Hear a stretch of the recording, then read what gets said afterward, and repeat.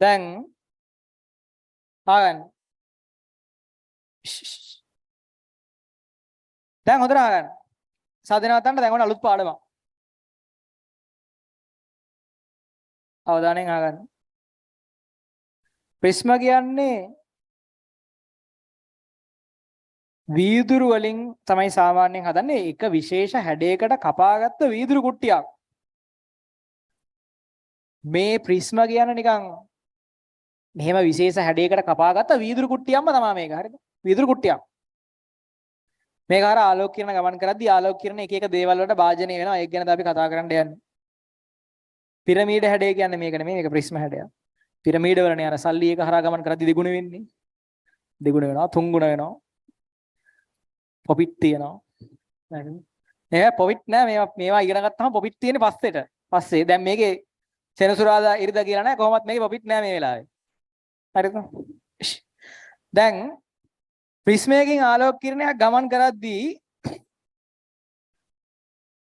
මොකද්ද වෙන්නේ කියලා බලමු. සාමාන්‍යයෙන් මේකේ මොකද්ද වෙන්නේ කියලා තේරුම් අරන් තියෙන්න බැයි. ඒ කියන්නේ සාමාන්‍යයෙන් මොන වගේ දේවල්ද මේකේ වෙන්නේ කියන එක අපි පොඩි අදහසක් ගමු. ඒ තියෙන්නේ ලේසර් සෙට් එකක් ප්‍රිස්මයක් කරා වැදුනාම එකක් වයි. එක එක විදියට තිබ්බම එක එක විදියට යන්නේ. ඔය තියෙන එක අවස්ථාවක්. අපි හැම අවස්ථාවක් ගැනම මේ කතා කරන ඕක ගැනත් අපි කතා කරමු. කොහොම යනවා එක අවස්ථාවක්.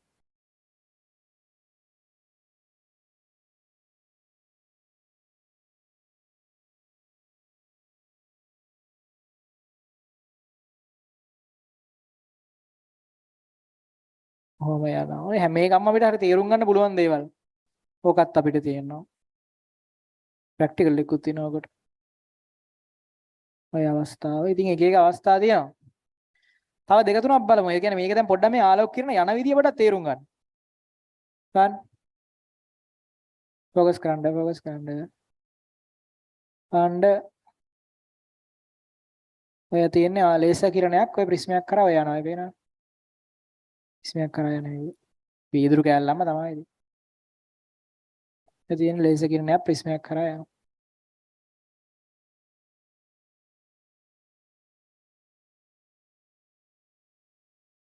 හරිද?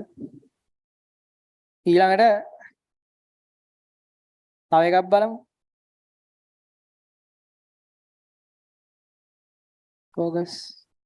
ඔන්න ප්‍රිස්මයක් තිබ්බා. ලේසර් එකක් ගත්තා. ලේසර් එක ගහනවා.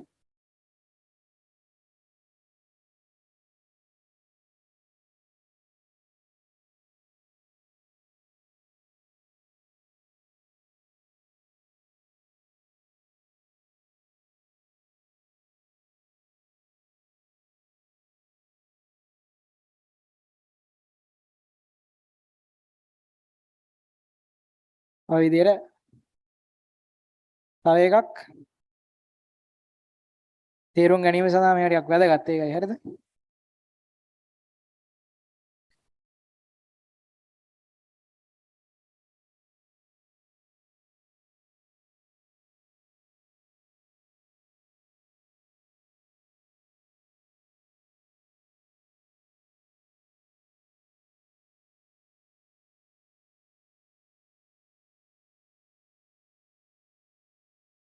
අන්න ඒ කෝණයට කියන අපගමන කෝණය කියලා අපි කලින්ම ඉගෙන ගන්න එක. කෙලින්ම යන එකයි දැන් යන එකයි. يعني කෙලින්ම ගියා නම් යන පාරයි දැන් යන පාරයි අතර වෙනස. ඔය විදිහට තියෙනවා. හරි? ඉතින් ඔය වගේ දෙයක් ගැන තමයි කතා කරන්න යන්නේ. හරිද? එහෙනම් සරලයි. හරියට ඉගෙන ගත්තොත් සම්පූර්ණයෙන් වැඩේ පුළුවන්. 4න් 3ක් අද කතා කරනවා. විනාඩි 20ක කැලලක් තමයි එළියට යන්නේ ඊළඟ දවසේ ආලෝකේ කාචත් එක්ක කරන්නේ. 4න් 3ක් අද කතා කරනවා 70ක් විතර ගණන් හදන්නත් අද පුළුවන් වෙනවා. පොඩි පාඩමක් මේක. දැන් හිතන්න මෙන්න පළවෙනි කතන්දරේ. තියරි 4යි යෝගේ තියෙන්නේ. ප්‍රිස්මයක් අරගෙන මේ තියෙන ප්‍රිස්මයක්. අරගෙන ඕකට ලේසර් කදම්බයක් ගැහුවොත් ඒක වර්ණ ආලෝක කදම්බයක් ගැහුවොත් ඒක වර්ණ ආලෝක කිරණයක් මේකට ගැහුවොත් මේක යන්නේ කොහොමද? ඔයාලා දැන් කලින් දැක්ක විදිහට තමයි යන්නේ. මෙහෙම ගියා. මෙන්න අභිලම්බය. මේක විරල මාධ්‍ය මේක ගහන මාධ්‍යයෙන් හින්දා අභිලම්බයේ දෙසට හැරුණා. මෙහෙම ගියා. මෙන්න අභිලම්භය. මේක ගහන මාධ්‍ය මේක විරල මාධ්‍යයෙන් හින්දා අභිලම්භයෙන් ඉවතට හැරුණා. අභිලම්භයෙන් ඉවතට හැරුණා. එළියට ගියා. අභිලම්භය ඉවතට හැරුණා ගියා. කොහොම තමයි ලේසර් කිරණයක් ප්‍රිස්මයක් කරහා යන්නේ.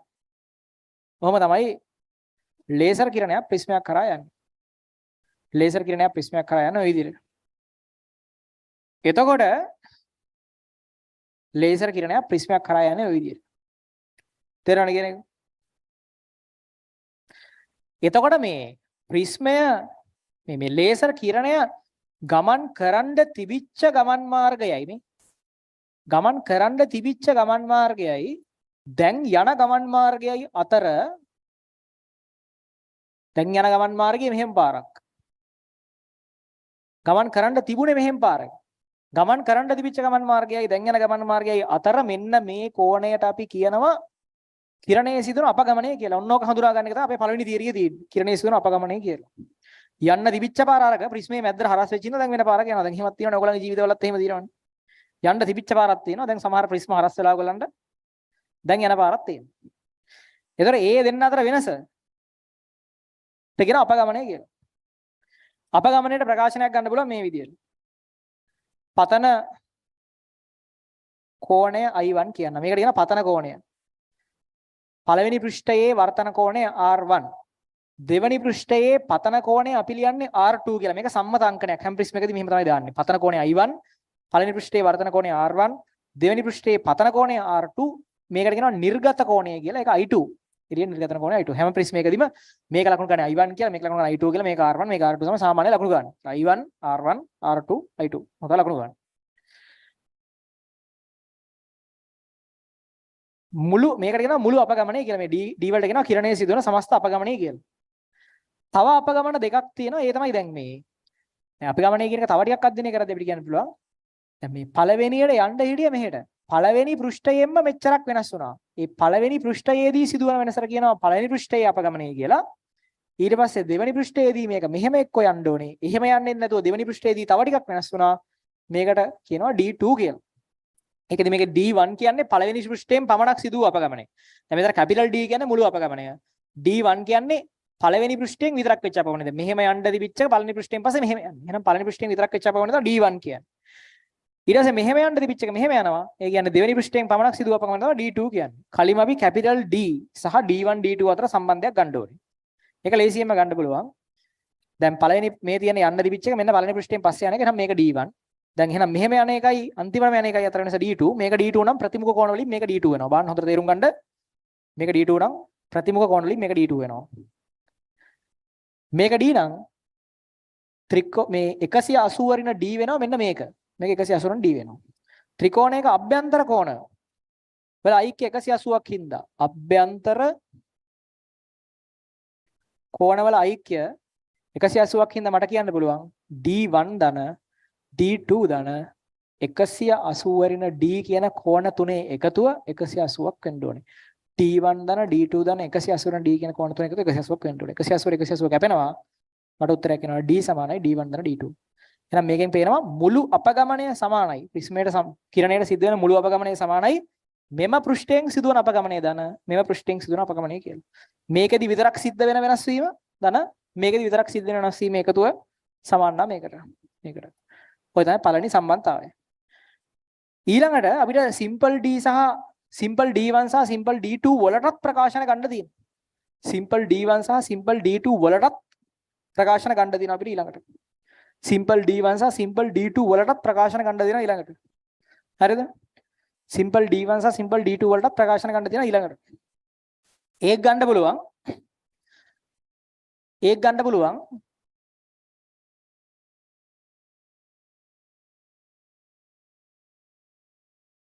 ඒක ගන්න පුළුවන්. සිම්පල් D1 වලට ප්‍රකාශනයක් මෙතනින් ගන්න පුළුවන්. අපේ ප්‍රධාන කෝණ හතර කියන්නේ මේකේ. දැන් අපි සාමාන්‍ය ප්‍රිස්මයක් ගැන කතා කරද්දී ප්‍රධාන කෝණ හතරයි තියෙන්නේ. එකක් පතන කෝණය, නිර්ගත කෝණය, පළවෙනි පෘෂ්ඨයේ වර්තන කෝණය, දෙවෙනි පෘෂ්ඨයේ පතන කෝණය කියන එක. මේක පතන කෝණයක් වුණාට මේක R2 වලින් තමයි ලියන්නේ. සාමාන්‍යයෙන් මෙච්චර කලක අපි පතන කෝණ ලිව්වේ I අකුරු වලින්. ඒ වුණාට මේක ලියන්නේ R2 කියලා. එතකොට මෙතන D1 වලට උත්තරයක් ගන්න පුළුවන් අපිට. අපි දන්නවා මේක I1 නම් මේ මුළු කෝණය I1 වෙන්න ඕනේ. දැන් ප්‍රතිමුඛ කෝණ වලින් මට කියන්න පුළුවන් I1 සමානයි R1 ධන D1 කියලා නේ. මේකට සමාන වෙන්න බෑ. I1 සමාන R1 දන D1. එහෙනම් මට D1 වලට උත්තරයක් එනවා I1 ඍණ R1 කියලා. ඒ විදිහටම මෙතනින් D2 ධන R2 සමානයි I2 නේ. ප්‍රතිමුඛ කෝණ මේ x අකුරේ මේ කෝණයට සමානයි. එහෙනම් D2 ධන R2 සමානයි I2. I2 සමානයි D2 ධන R2. එහෙනම් D2 කියන්නේ I2 ඍණ R2. ඔක දෙක. දැන් අපි D1 D2 වලට ප්‍රකාශන ගත්තා. ඒක ප්‍රධාන සමීකරණයේ ආදේශ කරොත් අපිට එනවා. අපිට තියෙන කැපිටල් D සමානයි simple D1 ධන simple D2. simple D1 කියන්නේ I1 ඍණ R1. simple D2 කියන්නේ I2 ඍණ R2. I1 ධන I2 ඍණ R1 ධන R2 කියලා මේක මට ලියන්න පුළුවන් T. එහෙනම් අපගමන කෝණයට අලුත් ප්‍රකාශනයක් ගත්තා I1 ධන I2 ඍණ R1 ධන R2 කියලා. ඒ simple D1 කියන්නේ I1 ඍණ R1, simple D2 කියන්නේ I2 ඍණ R2. ඒ දෙන්න ගෙනල්ලා මෙතෙන්ට එකතු කරා I1 ධන I2 ඍණ R1 ධන R2 කියලා ආවා D වලට උත්තරයක් මුළු අපගමනයේට. දැන් ඕක තවදුරටත් සුළු කරන්න පුළුවන් මෙන්න මෙහෙම. මෙන්න මේ පදේ විශේෂයි. ඕනේ ප්‍රිස්මයක ඔන්න ඔය පදේට පොඩි විශේෂත්වයක් තියෙනවා.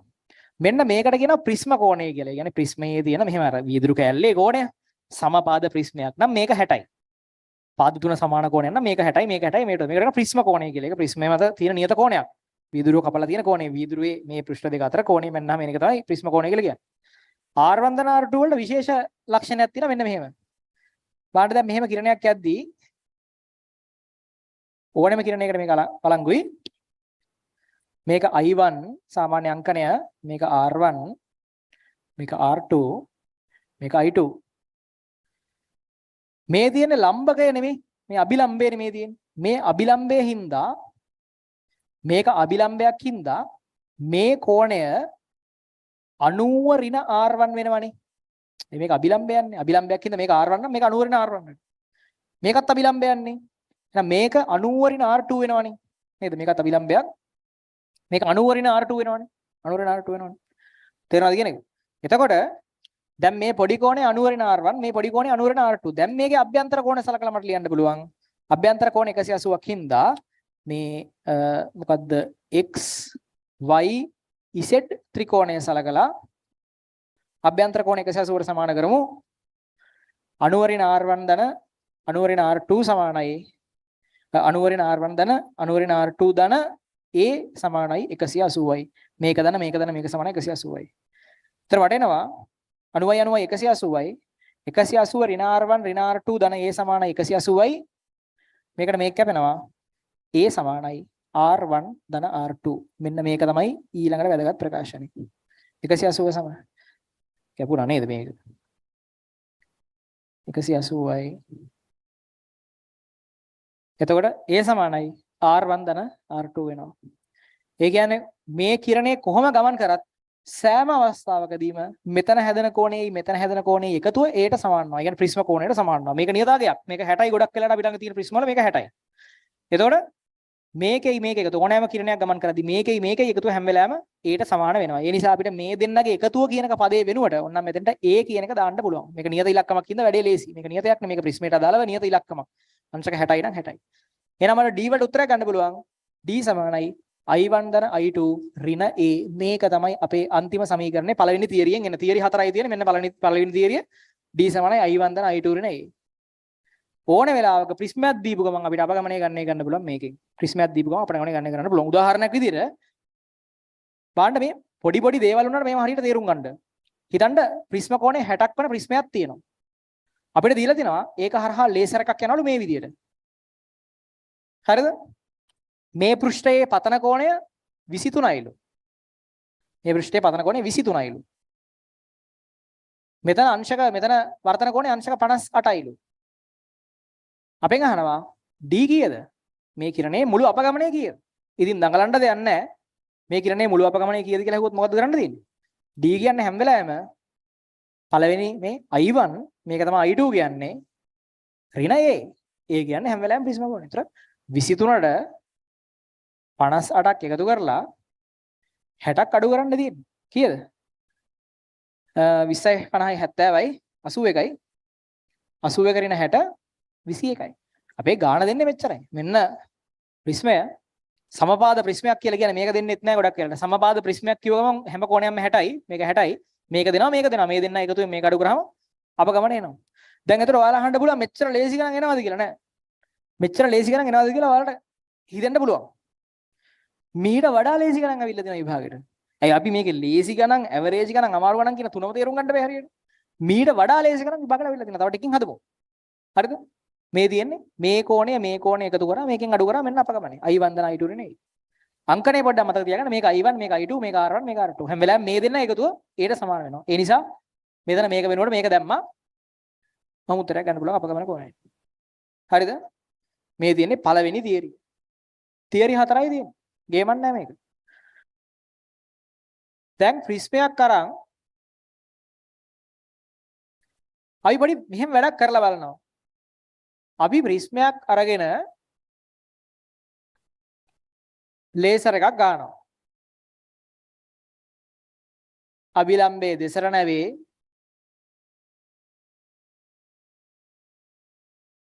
අභිලම්බයෙන් ඉවතර නැවේ ඔහොම යනවා. ඉතින් ලේසර් එකක් කොහොම ගහනවා? ගහලා මේ I1 අහගන්න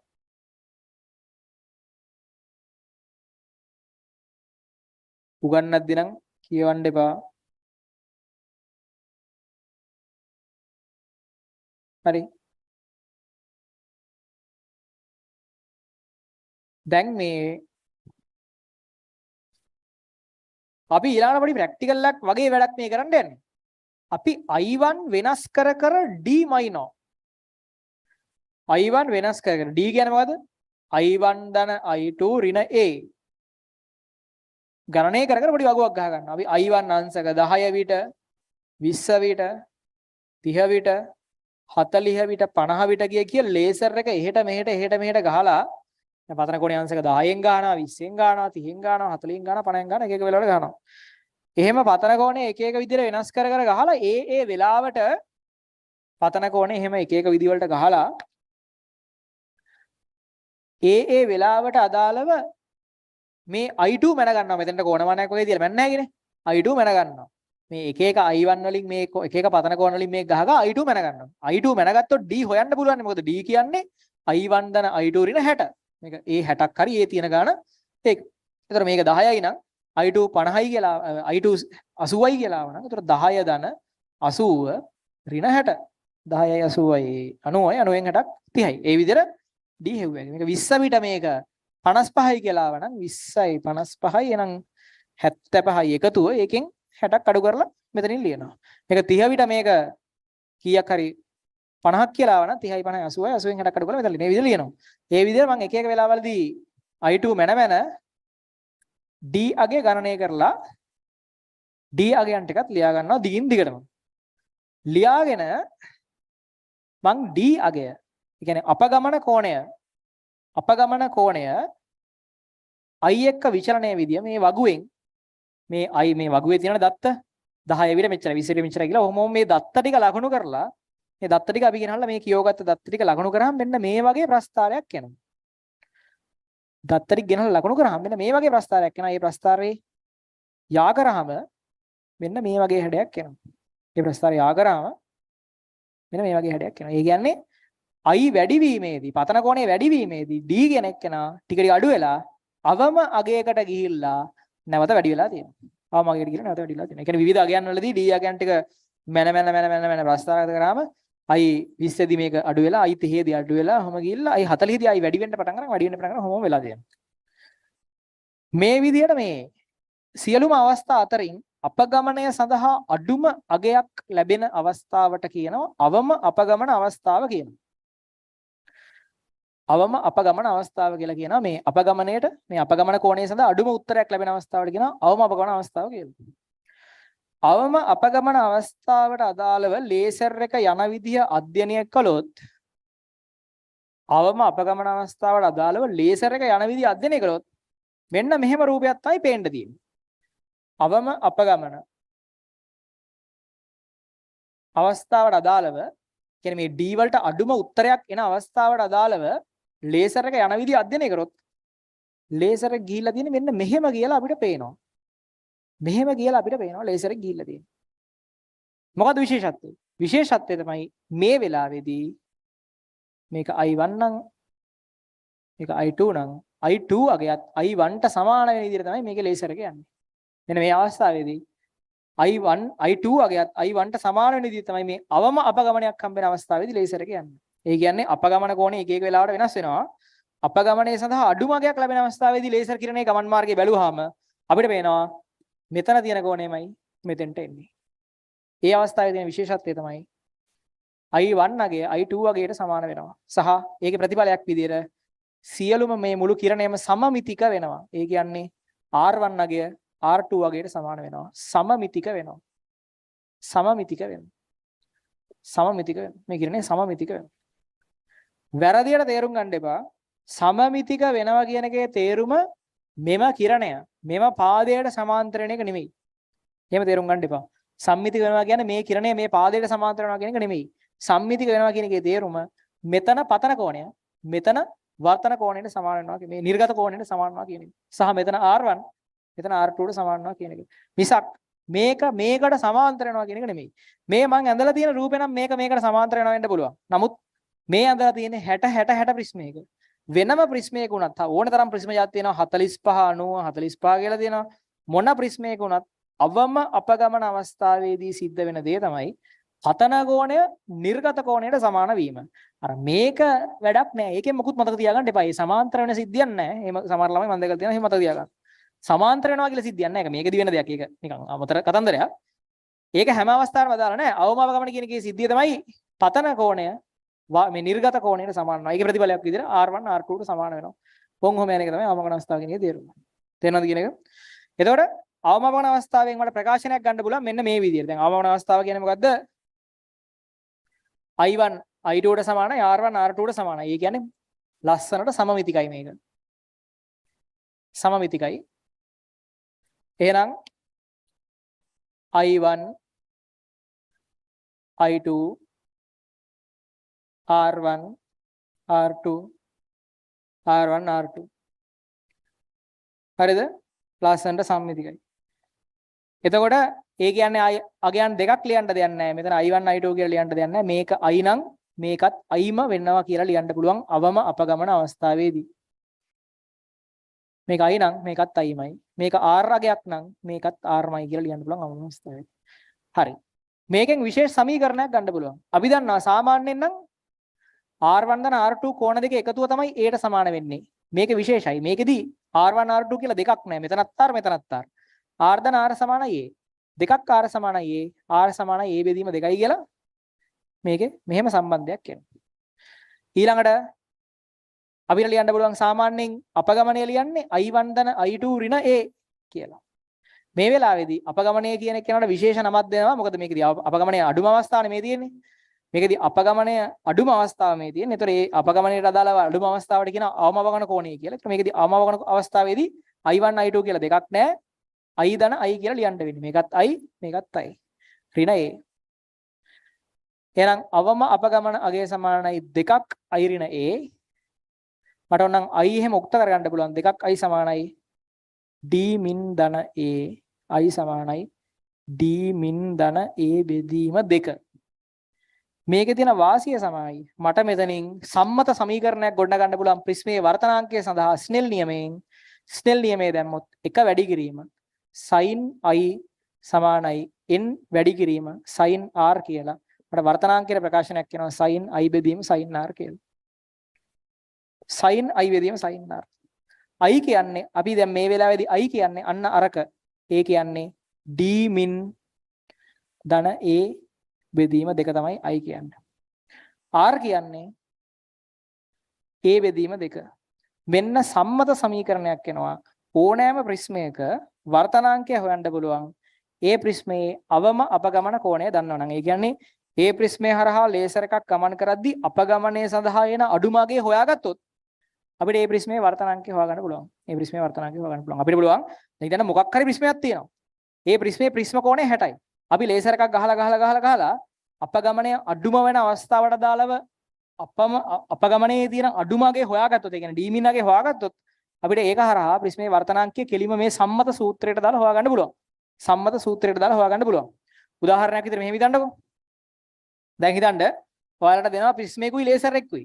ඔයාලට තියෙන මේ ප්‍රිස්මේ වර්තනාංකය හොයන්න. කරන්න තියෙන්නේ මොකද්ද? කලින්ම මේක දන්නවනේ. මේක 60යි හරි ඒක නිකන් කෝණමානයක් තියලා හරි මන්නේ නැහැ. ඔයාලට කරන්න තියෙන්නේ ලේසර් එකක් ගහලා අපගමනේ අඩුම වෙන අවස්ථාව හොයාගන්න. අපගමනේ අඩුම වෙන අවස්ථාව හොයාගන්නේ කොහොමද? ලේසියෙන්ම ඉතින් මේක මේ සමමිතිකව යන අවස්ථාව හොයාගන්න ගන්නට. සමමිතිකව යන අවස්ථාවේදී අපගමනේ මැනගන්න මේ. මේක දික් කරා අපගමනේ මැනගත්තා. ඕක තමයි අඩුම අපගමන අවස්ථාව. සමමිතිකව යන අවස්ථාවේදී අපගමනේ මැනගන්න. සම්මිතිකව යන අවස්ථාවේදී අපගමනේ මැනගත්තොත් d min අගය දන්නවා. ඒ කියන්නේ ප්‍රිස්ම කෝණය. ඒක කොහොමද දන්නවා? එහෙනම් වර්තනාංකයට අක් ගාලා හොයන්න පුළුවන් sin d min ධන a බෙදීම 2 බෙදීම sin a බෙදීම 2 කියන සූත්‍රයෙන්. a බෙදීම 2 කියන සූත්‍රයෙන්. ඔය විදිහට වර්තනාංකය හොයාගන්න පුළුවන්. තේරෙනවද කියන එක? තව අපි නිකන් සංඛ්‍යාදීන උදාහරණයක් බලමු. හිතන්න ඔයා ප්‍රිස්මයක් කරන් ලේසර් එකක් ගහලා සමමිතික අවස්ථාව හොයාගෙන සමමිතික අවස්ථාවේදී අපගමනේ මැන ගන්නවා. සම්මිතික අවස්ථාවේදී අපගමනේ කියන්නේ අවම අපගමනේ හරිද? සම්මිතික අවස්ථාවේදී අපගමනේ කියන්නේ අවම අපගමනේ. ඔයාලා මේ විදිහට අවම අපගමනේ හොයා ගන්නවා. අවම අපගමනේට උත්තරයක් එනවා 30යි කියලා. අවම අපගමනේ හොයා ගන්නවා. මැනගත්තාම අවම අපගමනේට උත්තරයක් එනවා. ඒක ප්‍රිස්මේට දාලා නියත සංඛ්‍යාවක්. ඒකට එනවා උත්තරේ 30යි කියලා. මේක සමපාද ප්‍රිස්මයක්. සමපාද ප්‍රිස්මයක් කියන්නේ මේක 60යි. වර්තනාංකය හොයන්න කියනවා. sin d min ධන a බෙදීම 2 බෙදීම sin a බෙදීම 2 දැම්ම එච්චරයි. d min කියන්නේ 30යි. a කියන්නේ 60යි. බෙදීම 2 බෙදීම sin a බෙදීම 2. a කියන්නේ 60යි. 60 බෙදීම 2. උඩින් එනවා sin 45ක්. යටින් එනවා sin 30ක්. ඔන්න වර්තනාංකය. sin 45 කියන්නේ 1ට මූල 2යි. sin 30 කියන්නේ භාගයයි. 2 උඩට ගියාම 2 බෙදීම මූල 2 වෙනවා මේක. 2 බෙදීම මූල 2 කියන්නේ මූල 2කට මෙහෙම කැපුණාම උත්තරේ මූල 2යි. එහෙනම් වර්තනාංකය වෙන්නේ මූල 2යි. ඒ කියන්නේ 1.41යි. 4යි තමයි මේ ප්‍රිස්මේ හදලා තියෙන જાතිය වර්තනාංකය. ප්‍රිස්මේ හදලා තියෙන જાතිය වර්තනාංකය වෙන්නේ මේක.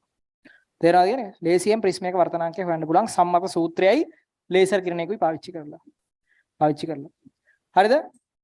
තේරෙනවද කියන එක? එතකොට පොයින්ට්ස් කීපයක් ඉගෙන ගන්න මේකෙන්. මොකද්ද? ප්‍රකාශන ප්‍රශ්න සඳහා වැදගත් වෙන මේ පොයින්ට් එක. පතන කෝණයේ වැඩි කරන යාමේදී අපගමන කෝණය අඩු වී නැවත වැඩි වේ කියන එක. අපගමන කෝණයේ අඩුම අවස්ථාවට අවම අපගමනය කියලා කියනවා. අපගමන කෝණයේ අඩුම අවස්ථාවේ තියෙන විශේෂත්වය තමයි මේක සමමිතිකයි. මේ විදියට මේක වැඩන්න මේක සම්මිතිකයි. මේකට සමානයි. එහෙනම් r වන්දන r2 සමානයි a. එහෙනම් r සමානයි a බෙදීම 2යි. d සමානයි i වන්දන i2 ඍණ a කියන එක දැම්මා. එහෙනම් මේකෙදී කෝණය අඩුම අගයේ හින්දා d min කියන විශේෂ නමින් හඳුන්වන්නේ. d min සමානයි i වන්දන i ධන i ඍණ a. දැන් i මේක r මේක ස්නෙල් දැම්මා. වර්තනාංකයේ ප්‍රකාශනය ගත්තා. වර්තනාංකයේ තියෙන ප්‍රකාශනය ඇසුරෙන් ඕන්ලාග මේ වර්තනාංකය හොයන්න පුළුවන්. තේරෙනවද කියන එක? උතර අවමාපගමන කෝණය කියන එක ප්‍රිස්මයකට අදාළව නියත සංඛ්‍යාවක්. ඒ කියන්නේ යම් නියත ප්‍රිස්මයක් ගත්තොත් ඒකට මොන ලේසර් එකක් ගැහුවත් ඒ අපගමනේ අඩුම වෙන අවස්ථාව කියලා එකම අවස්ථාවක් එන්නේ. සම්මිතික අවස්ථාව. ඒකට අදාළ කෝණය කියන එක ඒ ප්‍රිස්මයට අදාළ නියත සංඛ්‍යාවක්. උතර මේ කෝණය නියත සංඛ්‍යාවක්. ඒ නියත සංඛ්‍යාවක් ඒ ටික ආදේශ කරාම මේ ප්‍රිස්මේ වර්තනාංකය කියන එක ගණනය කරගන්න පුළුවන්. තේරෙනවද කියන එක? ඒ කියන්නේ එකම ප්‍රිස්මයකට එක ಜಾති වල ලේසර් ගැහුවා කියලා එක අවමාපගමන කෝණෙ නැහැ. අවමාපගමන කෝණය කියන එක ප්‍රිස්මයට අදාළ නියත සංඛ්‍යාවක්. ඒක නියත සංඛ්‍යාවක්. තේරෙනවද කියන එක? නියත සංඛ්‍යාවක්. හරි. පැහැදිලිද වැඩේ? බලන්න මට කියන්න මේකට උත්තරයක්. ඔන්ලයින් ළමයි. හරි. shift. ඔන්ලයින් ළමයි. මේකට කියන්න උත්තරය. වෙන මොකුත්ම දත්තයක් දෙන්නේ නැහැ. සමපාද ප්‍රිස්මයක් කියලා දෙනවා. මේක හරහා යන කිරණයක ගමන් මාර්ගයට අදාළව දීලා තියෙනවා. මේක 45යි. මේක 45න් යනවා කියලා කිරණයක් එහෙම දීලා තිනවා. යම් ප්‍රිස්මයකට අදාළව ලේසර් එකක් යන විදිහ මේ 45න් ගැව්වොත් 45න් එනවලු දීලා තියෙනවා. සමපාද ප්‍රිස්මයක් කියලා දීලා තියෙනවා. මේකට 45න් ගැහුවොත් 45න් එනවා කියලා දීලා තියෙනවා. වෙන මොකුත් දීලා නැහැ. ඔන්න දත්ත නැත්තරම නැති තරම්. ප්‍රිස්මේ වර්තනාංකය කීයද කියලා තමයි අහන්නේ. ප්‍රිස්මේ වර්තනාංකය කීයද කියලා අහන්නේ. ප්‍රිස්මේ වර්තනාංකය කීයද කියලා අපෙන් අහන්නේ. දැන් මේක දිහා බලනවා. ප්‍රිස්මයක් කරා ලේසර් එකක් ගහද්දී මේ i වෙනස් කරද්දී මෙතනත් මේ i එක වෙනස් වෙනවා. මේ i මේ iට සමාන වෙන්නේ එකම අවස්ථාවකදී විතරයි. ඒ තමයි අවම අපගමන අවස්ථාවනේ. මේක සමමිතික වෙන්නේ මේ i මේ iට සමාන වෙන්නේ එක අවස්ථාවකදී විතරයි. වෙන වෙන අයිකෝන් වලින් ගැහුවොත් මේක මෙහෙම ගිහිල්ලා මෙතනින් මෙහෙම යනවා. ඒ ලේසර් එකක් ගැහුවම නේ හිතා ගන්නකො ලේසර් එක මෙහෙම මෙහෙම යද්දි මේවා එක එක විදිහට යනවා. මේක මේකට සමාන වෙන්නේ අවම අපගමන අවස්ථාවේදී පමණයි. නේද? අවම අපගමන අවස්ථාවේදී පමණයි. එහෙනම් මේ වෙලාවේදී අපගමනයේ හෙව්වොත් ඒකෙන් අපිට නොදැනුවත්වම එන්නේ අවම අපගමනයේ තමයි. එහෙනම් 45 ධන 45 ඍණ 60 ගත්තා නම් මේ එන්නේ අවම අපගමනයේ තමයි නොදැනුවත්වම. d min 30යි. d min 30යි a 60යි. a දන්නවා d min දන්නවා නම් මේකට දැම්ම උත්තරේ මේ sin d min ධන a බෙදීම දෙක d min 30යි a 60යි 30 ධන 60 බෙදීම දෙක බෙදීම sin a බෙදීම දෙක sin 30 sin 45 බෙදීම sin 30 කලින් උත්තරේම නේ sin 45 බෙදීම sin 30 කියන්නේ කලින් ගත්ත උත්තරේමයි 1 යට මූල දෙක බෙදීම භාගය දෙක බෙදීම මූල දෙක මූල 2යි 1.4යි 1.4 තේරෙනවද කියන එක හරි නේද දැන් ඔයාලා හිතනවා ලේසි ගණන් විභාගෙට එන්නේ නැහැ කියලා බලන්න මේව මම මේ කියන ලේසි ගණනුත් එනවා ඔයාලා හිතන් ඉන්නවා මේ ආලෝකය බෑ අමාරුයි මේ පාඩම් එහෙම මගුලක් නැහැ නිකම් බලන්න මේක මේ අහක යන ගමන් හදාගෙන යන ගානක් හරිද මේ වෙන වැඩකට යන ගමන් මේක හදන්නේ 18 වෙනි පිටුවේ තියෙන 12 වෙනි ගාන බලන්නකො ටියුට් එකේ මේ පාස් පේපර්ස් 18 වෙනි පිටුවේ 12 වෙනි ගාන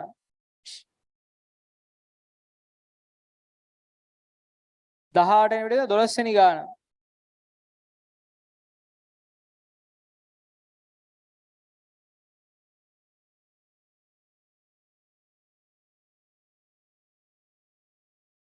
හරිද බලන්න ඒකේ තියෙනවා ඒක වර්ණ ආලෝක කිරණයක් සාද්ද නවත්තන්න ඒක වර්ණ ආලෝක කිරණයක් ප්‍රිස්මයක් තුළින් ගමන් කිරීමේදී අවම අපගමනයකට බඳුන් වේ කියන එකට මොකද්ද කියවෙන්නේ සම්මිතිකයි අවම අපගමනයකට බඳුන් වේ කියන එකේ තේරුම සම්මිතිකයි ඔන්න ලියා හරි ගන්න ඒක උඩින් අවම අපගමනයකට බඳුන් වේ කියන වචනේ තේරුම සම්මිතිකයි හරිද එක් ප්‍රිස්ම මුහුණතකින් ඇතිවන අපගමනය 20යි. සම්මිතිකයි කියන්නේ මේ පැත්තේ වෙන්නේ යම්සේද අර පැත්තේ එලෙසම විය යුතුයි සියලු දේවල්. I1 කියන්නේ I1ට සමානයි R1 කියන්නේ R1ට සමානයි. එහෙනම් එකකින් විතරක් අපගමනය 20යි. ක්‍රිස්මේ මුළු අපගමනය අවම අපගමනය කියන්නේ මුළු අපගමනය. එක පැත්තකින් විතරක් 20ක් අපගමනය එනවා. මුළු අපගමනය කීයද කියලා අහන්න. උත්තරේ කීයද? අගාලා.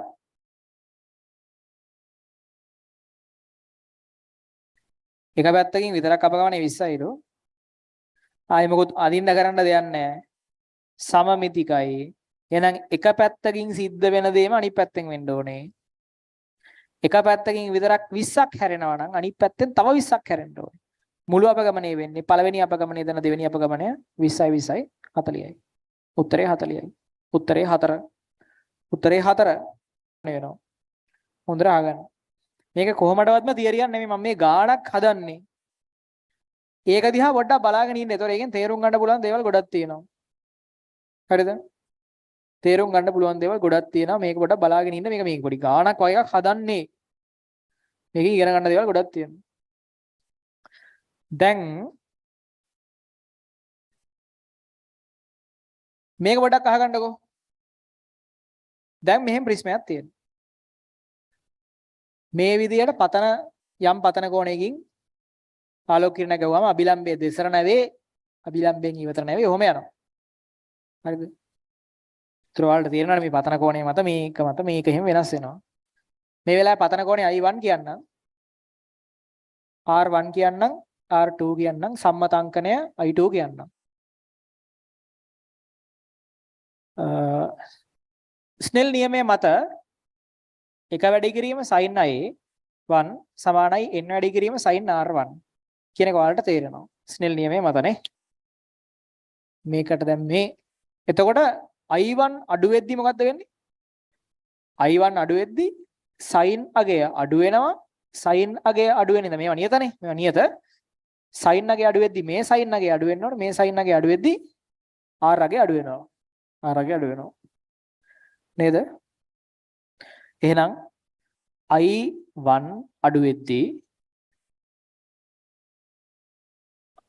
sin අගේ අඩු වෙනවනේ. කෝණේ අඩු වෙද්දී sin අගේ අඩු වෙනවනේ. sin අගේ අඩු වෙනවා. sin අගේ අඩු වෙද්දී මෙතන sin අගේ අඩු වෙන්න ඕනේ. එහෙනම් ඒකට r අගේ අඩු වෙනවා. සරල කතන්දරේ I1 අඩු වෙද්දී r අගේ අඩු වෙනවා. R1 අඩු වෙනවා. අපි දන්නවා R1 දන R2 කියන එක ඕනෑම අවස්ථාවක 60යි. 60යි නෙමෙයි අත්‍තරම ප්‍රිස්ම කෝණයට සමානයි. දැන් ප්‍රිස්ම කෝණය කියන්නේ නියතයක්. මේක 60ක් හරි එහෙම නියතයක්. ඒ නිසා R1 අඩු වෙද්දී R2 වැඩි වෙන්න ඕනේ. එකතුව නියතයක් වෙන්න නම් R1 අඩු වෙද්දී R2 වැඩි වෙන්න ඕනේ. එහෙනම් අවසන් නිගමනය තමයි I1 අඩු කරගෙන යන විට R1 ද අඩුවේ R1 අඩු වෙනකොට R2 වැඩි වේ. R2 වැඩි වේ. R2 ඔහම වැඩි වෙලා යම් අවස්ථාවක් එනවා මේ තියෙන්නේ වීදුරු මේ තියෙන්නේ වාතය වීදුරු සහ වාතය අතර අවදි කෝණයට R2 සමාන වෙන අවස්ථාවක් තියෙනවා. බලන්න I1 අඩු කරගෙන යාමේදී R1 ද අඩු වී R2 වැඩි වී යම් අවස්ථාවක් එනවා අවක R2 සමාන වෙනවා C ට. C කියන්නේ වාතය සහ වීදුරු අතර අවදි කෝණය. වීදුරු අතර අවදි කෝණය. ඒකට අදාළ කිරණ සරණක් අඳින්නම්. එතකොට අවදි කෝණයට සමාන වෙලා තියෙනවා R2. R2 අවදි කෝණයට සමාන අවස්ථාවක් අඳින්නම්.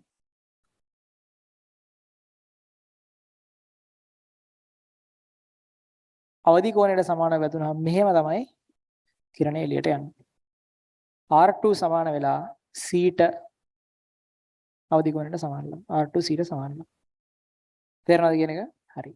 මෙලෙස වීමට පතන කෝණයේ අගය ඕන්නම් ප්‍රකාශනයක්. මේක තියරියක් නෙමෙයි ගාණක් හදන්න පුළුවන්. මෙලෙස වීමට අදාළ I1 අගය හොයන්න කිව්වොත් කොහොමද හොයන්නේ? එලින්ම R2 C ට ගමන R2 සමානයි C වෙන්න ඕනේ. R2 සමානයි C වෙන්න ඕනේ. අපි දන්නවා R1 දන R2 සමානයි A. එහෙනම් R2 C නම් R1 දන C සමානයි A. R1 සමානයි A ඍණ C වෙන්න ඕනේ. I1 අගයයි අපිට හොයන්න ඕනේ. I1 අගය හොයන්න නම් මොනවා කරන්න ඕනද? ස්නෙල් නියමය දාන්න ඕනේ. මේක n මේක I. එක වැඩි කිරීම sin I1 සමානයි n වැඩි කිරීම sin R1. දැන් අපි R1 දන්නවා. A ඍණ C. එහෙනම් sin I1 සමානයි n වැඩි කිරීම sin A ඍණ C වෙන්න ඕනේ. එහෙනම් I1 කියන්නේ sin inverse n sin A ඍණ C. මේක පාඩම් කරන්න නෙමෙයි තියෙන්නේ. නිකන් ගාණක් හදලා වෙන්නේ. I සමානයි sin inverse n sin A ඍණ C. ගාණක් හදලා වෙන්නේ මේක සමීකරණය මත තියාගන්න යන්න එපා. ගාණක් හදලා වෙන්නේ. ඒ කියන්නේ මේම කිරණය අන්තිමට මේක හරහා යන්න. ඒ කියන්නේ අතුරු අවදි අවස්ථාවේ යන්න නම් R2 C ට සමාන වෙන්න ඕනේ. C කියන්නේ මේ මාධ්‍යක අතර අවදි කෝණයට සමාන වෙන්න ඕනේ. එහෙනම් R2 C නම් R1 දන R2 සමානයි A. R2 C ට සමාන නම් R1 කියන්නේ A ඍණ C. R1 කියන්නේ A ඍණ C නම් ස්නෙල් නියමය දැම්මම මෙහෙම ගිහිල්ලා I1 වලට ප්‍රකාශනය කරන්න පුළුවන් මේ විදිහට. I1 වලට ප්‍රකාශනය කරන්න පුළුවන් මේ විදිහට. තේරෙනවද කියන එක? I තව දුරටත් අඩු කරොත් මොකද වෙන්නේ එතකොට? දැන් I තව දුරටත් අඩු කරොත් I තව දුරටත් අඩු කරොත් R1 තව අඩු වෙනවා. ඒකෙන් R2 තව වැඩි වෙනවා. එම නිසා කිරණය පූර්ණ අභ්‍යන්තර පරාවර්තනයටපත් වෙනවා. පූර්ණ අභ්‍යන්තර පරාවර්තනය වෙනවා R2 තියෙන තැනින්. ඒ කියන්නේ රූපේ දැන් I තවත් අඩු කරන්න ගියොත් I1 කියන එක කෙනා තව අඩු කරන්න ගියොත් මේක තව වැඩි වෙලා මෙතනින් පූර්ණ අභ්‍යන්තර පරාවර්තනයටපත් වෙලා මේ මෙහෙම තත්යකට එනවා කිරණය. කියන්නේ මෙන්න මෙහෙම තත්යකට එනවා. බලන්න I තව අඩු කරන්න ගියොත් මොකද වෙන්නේ කියලා බලන්න. ටිකක් ලොකුවට අඳින්නම් ඒක. තවත් I අඩු කරොත් I අඩු කරගෙන ගිහිල්ලා තවත් අඩු කරොත් මෙතනින් පූර්ණ අභ්‍යන්තර පරාවර්තන තත්යකට එනවා මේක. ඊට පස්සේ මෙතනින් ගිහින් අභිලම්භයෙන් ඉවතරකින් ඔහොම තමයි කිරණය යන්නේ. ඔහොම තමයි කිරණය යන්නේ. නේද? එතකොට මේ පෘෂ්ඨයෙන් තමයි කිරණය නිර්ගත වෙන්නේ. අපි අර ලේසර් වලදී මම කලින්ම කිව්වේ එකක් ඔයාලට මතකද දන්නේ නැහැ. මෙහෙම ඇවිල්ලා මෙහෙම යන එකක් තිබ්බේ. ලේසර් රතු පාට ලේසර් වලින් ගහපු රූපේ වලින්ම රතු පාට ලේසර් සෙට් එකක් ගහපු රූපේ තිබ්බ අවස්ථාවක් මෙහෙම ලේසර් ටිකක් වෙලා මෙහෙම වෙලා මෙහෙම යනවා. අන් ඒක මේ වගේ අවස්ථාවක්. ඒක මේ වගේ අවස්ථාවක්. තේරෙනවද කියන්නේ? ඒ කියන්නේ එහෙම ආවහම අඩුම අයුක්කින් ගැහුවාම මෙහෙම ඇවිල්ලා පූර්ණ අභ්‍යන්තර පරාවර්තන මේකදී R2 C ට වඩා ලොකු වෙලා R2 වගේ මේ දෙන්න අතර අවදි කෝණයට වඩා ලොකු වෙලා එහෙනම් පූර්ණ අභ්‍යන්තර පරාවර්තනයටපත් වෙලා මෙහෙම ගිහිල්ලා අභිලම්බෙන් ඉවතර ගිහිල්ලා එළියට යනවා. මේක තියරියක් නෙමෙයි මේ ගණන් කියලා දෙන්නේ. I මීටරට අඩුයි නම් කිසි ප්‍රශ්නයක් නැහැ. සාමාන්‍ය විදිහට එළියට යනවා. I මීටරට වැඩි නම් කියන්නේ මුලදී සාමාන්‍ය විදිහට එළියට යනවා. යම් අවස්ථාවකදී I අඩු කරන මේ I අඩු කරනදී යම් අවස්ථාවකදී අවදි අවස්ථාවට එනවා. තවත් I අඩු කරොත් පූර්ණ අභ්‍යන්තර පරාවර්තන අවස්ථාවකට එනවා. පූර්ණ අභ්‍යන්තර පරාවර්තන අවස්ථාවකට එනවා. හරිද? ඒ කියන්නේ කිරණය ප්‍රිස්මය ඇතුලේ පූර්ණ අභ්‍යන්තර පරාවර්තනයක් වෙනවා.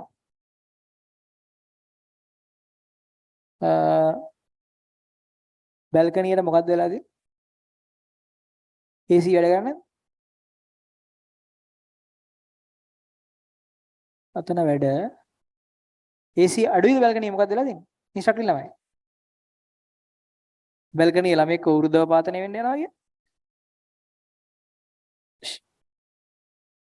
නේද?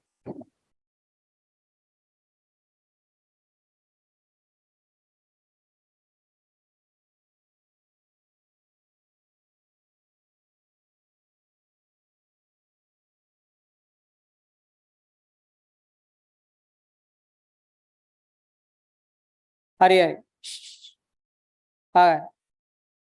බැල්ගනියේ ළමයි වැඩිලු. එතකොට ළමයි විසින් තාපය පිට කරන ශීඝ්‍රතාවය AC විසින් තාපය ඉවත් කරන ශීඝ්‍රතාවයට වඩා වැඩි වීම නිසාලු රත් වෙන්නේ.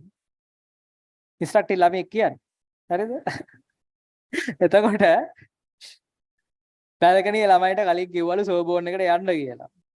සමහර කැමති ළමයි ඉන්නකොට ළමයිගේ කැමති බැල්කනිය උඩ ඉන්නලු. එතකොට දැන් අර තාපේ ප්‍රශ්නේ තමයි මෙතන තියෙන්නේ. දැන් ඔය AC ටික දුවන්න පුළුවන් වෙන්නේ බැල්කනිය උඩ ළමයි 500ක් දුක දිනකම් විතරයි. බැල්කනිය උඩ. ඒ තමයි ඒ ගණනය කිරීම කරලා වැරදිලා හරි කොහමද තියෙන්නේ. ඊට පස්සේ කොහොම හරි ඒ කියන්නේ ඒ නිසා ඔය බැල්කනියේ ඉඳ ගන්න පුළුවන් සම්පූර්ණ ගානට අදාළව කූල් වෙන්න ඔය සිස්ටම් එක වැඩ කරන්නේ නැහැ. ඒක පොඩි අවුලක් ඒ කියන්නේ. මෙතන තියෙන. يعني ඔතන සමස්ත BTU ගාන කැල්කියුලේට් කරොත් දැන් BTU ගානක් හදන්න දෙනවා ඔයගලන්ට ඊළඟ AC එක හරියද? මේ හෝල් එකට AC දාන්න තමයි හදාලා තින්නේ ඒක. එතකොට ඕක කැල්කියුලේට් කරොත් ඕනේ BTU ගාන ඔතන නැහැ. BTU කියන්නේ British Thermal Unit කියන එක ඊළඟ ඡේද ගානදී බලාගෙන ඉන්න මොකද්ද ඒකේ වෙන්නේ කියන එක. හරිද? ඒ BTU ගාන ඔතන නැති හින්දා ළමයි දාන්න තියෙන ඉඩ ප්‍රමාණයට ළමයි දැම්මොත් AC එක මදි වෙනවා. ඒකයි ඔතන වෙලා තියෙන්නේ. දැන් ඔකට මේ වෙලාවේ කරන්නව දෙයක් නැහැ. ඒ නිසා තව පොඩ්ඩක් කොහොම ඉමු. හරිද?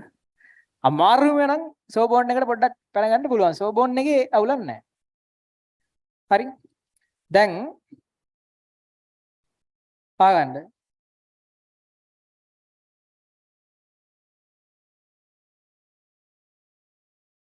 ඊළඟට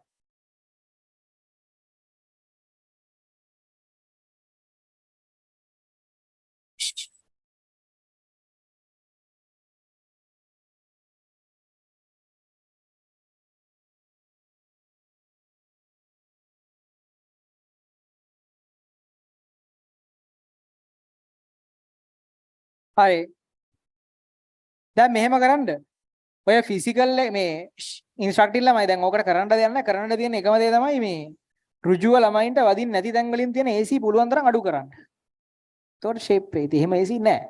ඍජුව ළමයින්ට වදින්න නැති තැන් වලින් තියෙන AC තියෙනවා නම් බලලා පොඩ්ඩක් වැඩි කරන්න. එතකොට සාමාන්‍ය ටික වෙලාවක් මේක අල්ලන් ඉන්න පුළුවන්. මේ මෙතන AC එකත් මේක වැඩි කරා කියලා වෙලක් නැහැ. ඉතින් මාව කෝල් වෙන එක විතරනේ එන්නේ. එතකොට මේ පොඩ්ඩක් බලන්න ඒක.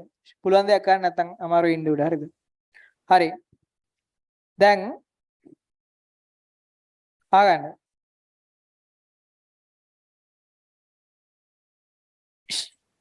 දැන් මේක පොඩ ආයෙ අහගන්න මේක ගාණක් නෙමෙයි මේක තියරියක් නෙමෙයි මේක කියලා දෙන්නේ ඔයාලාගේ හොඳට අහගන්න.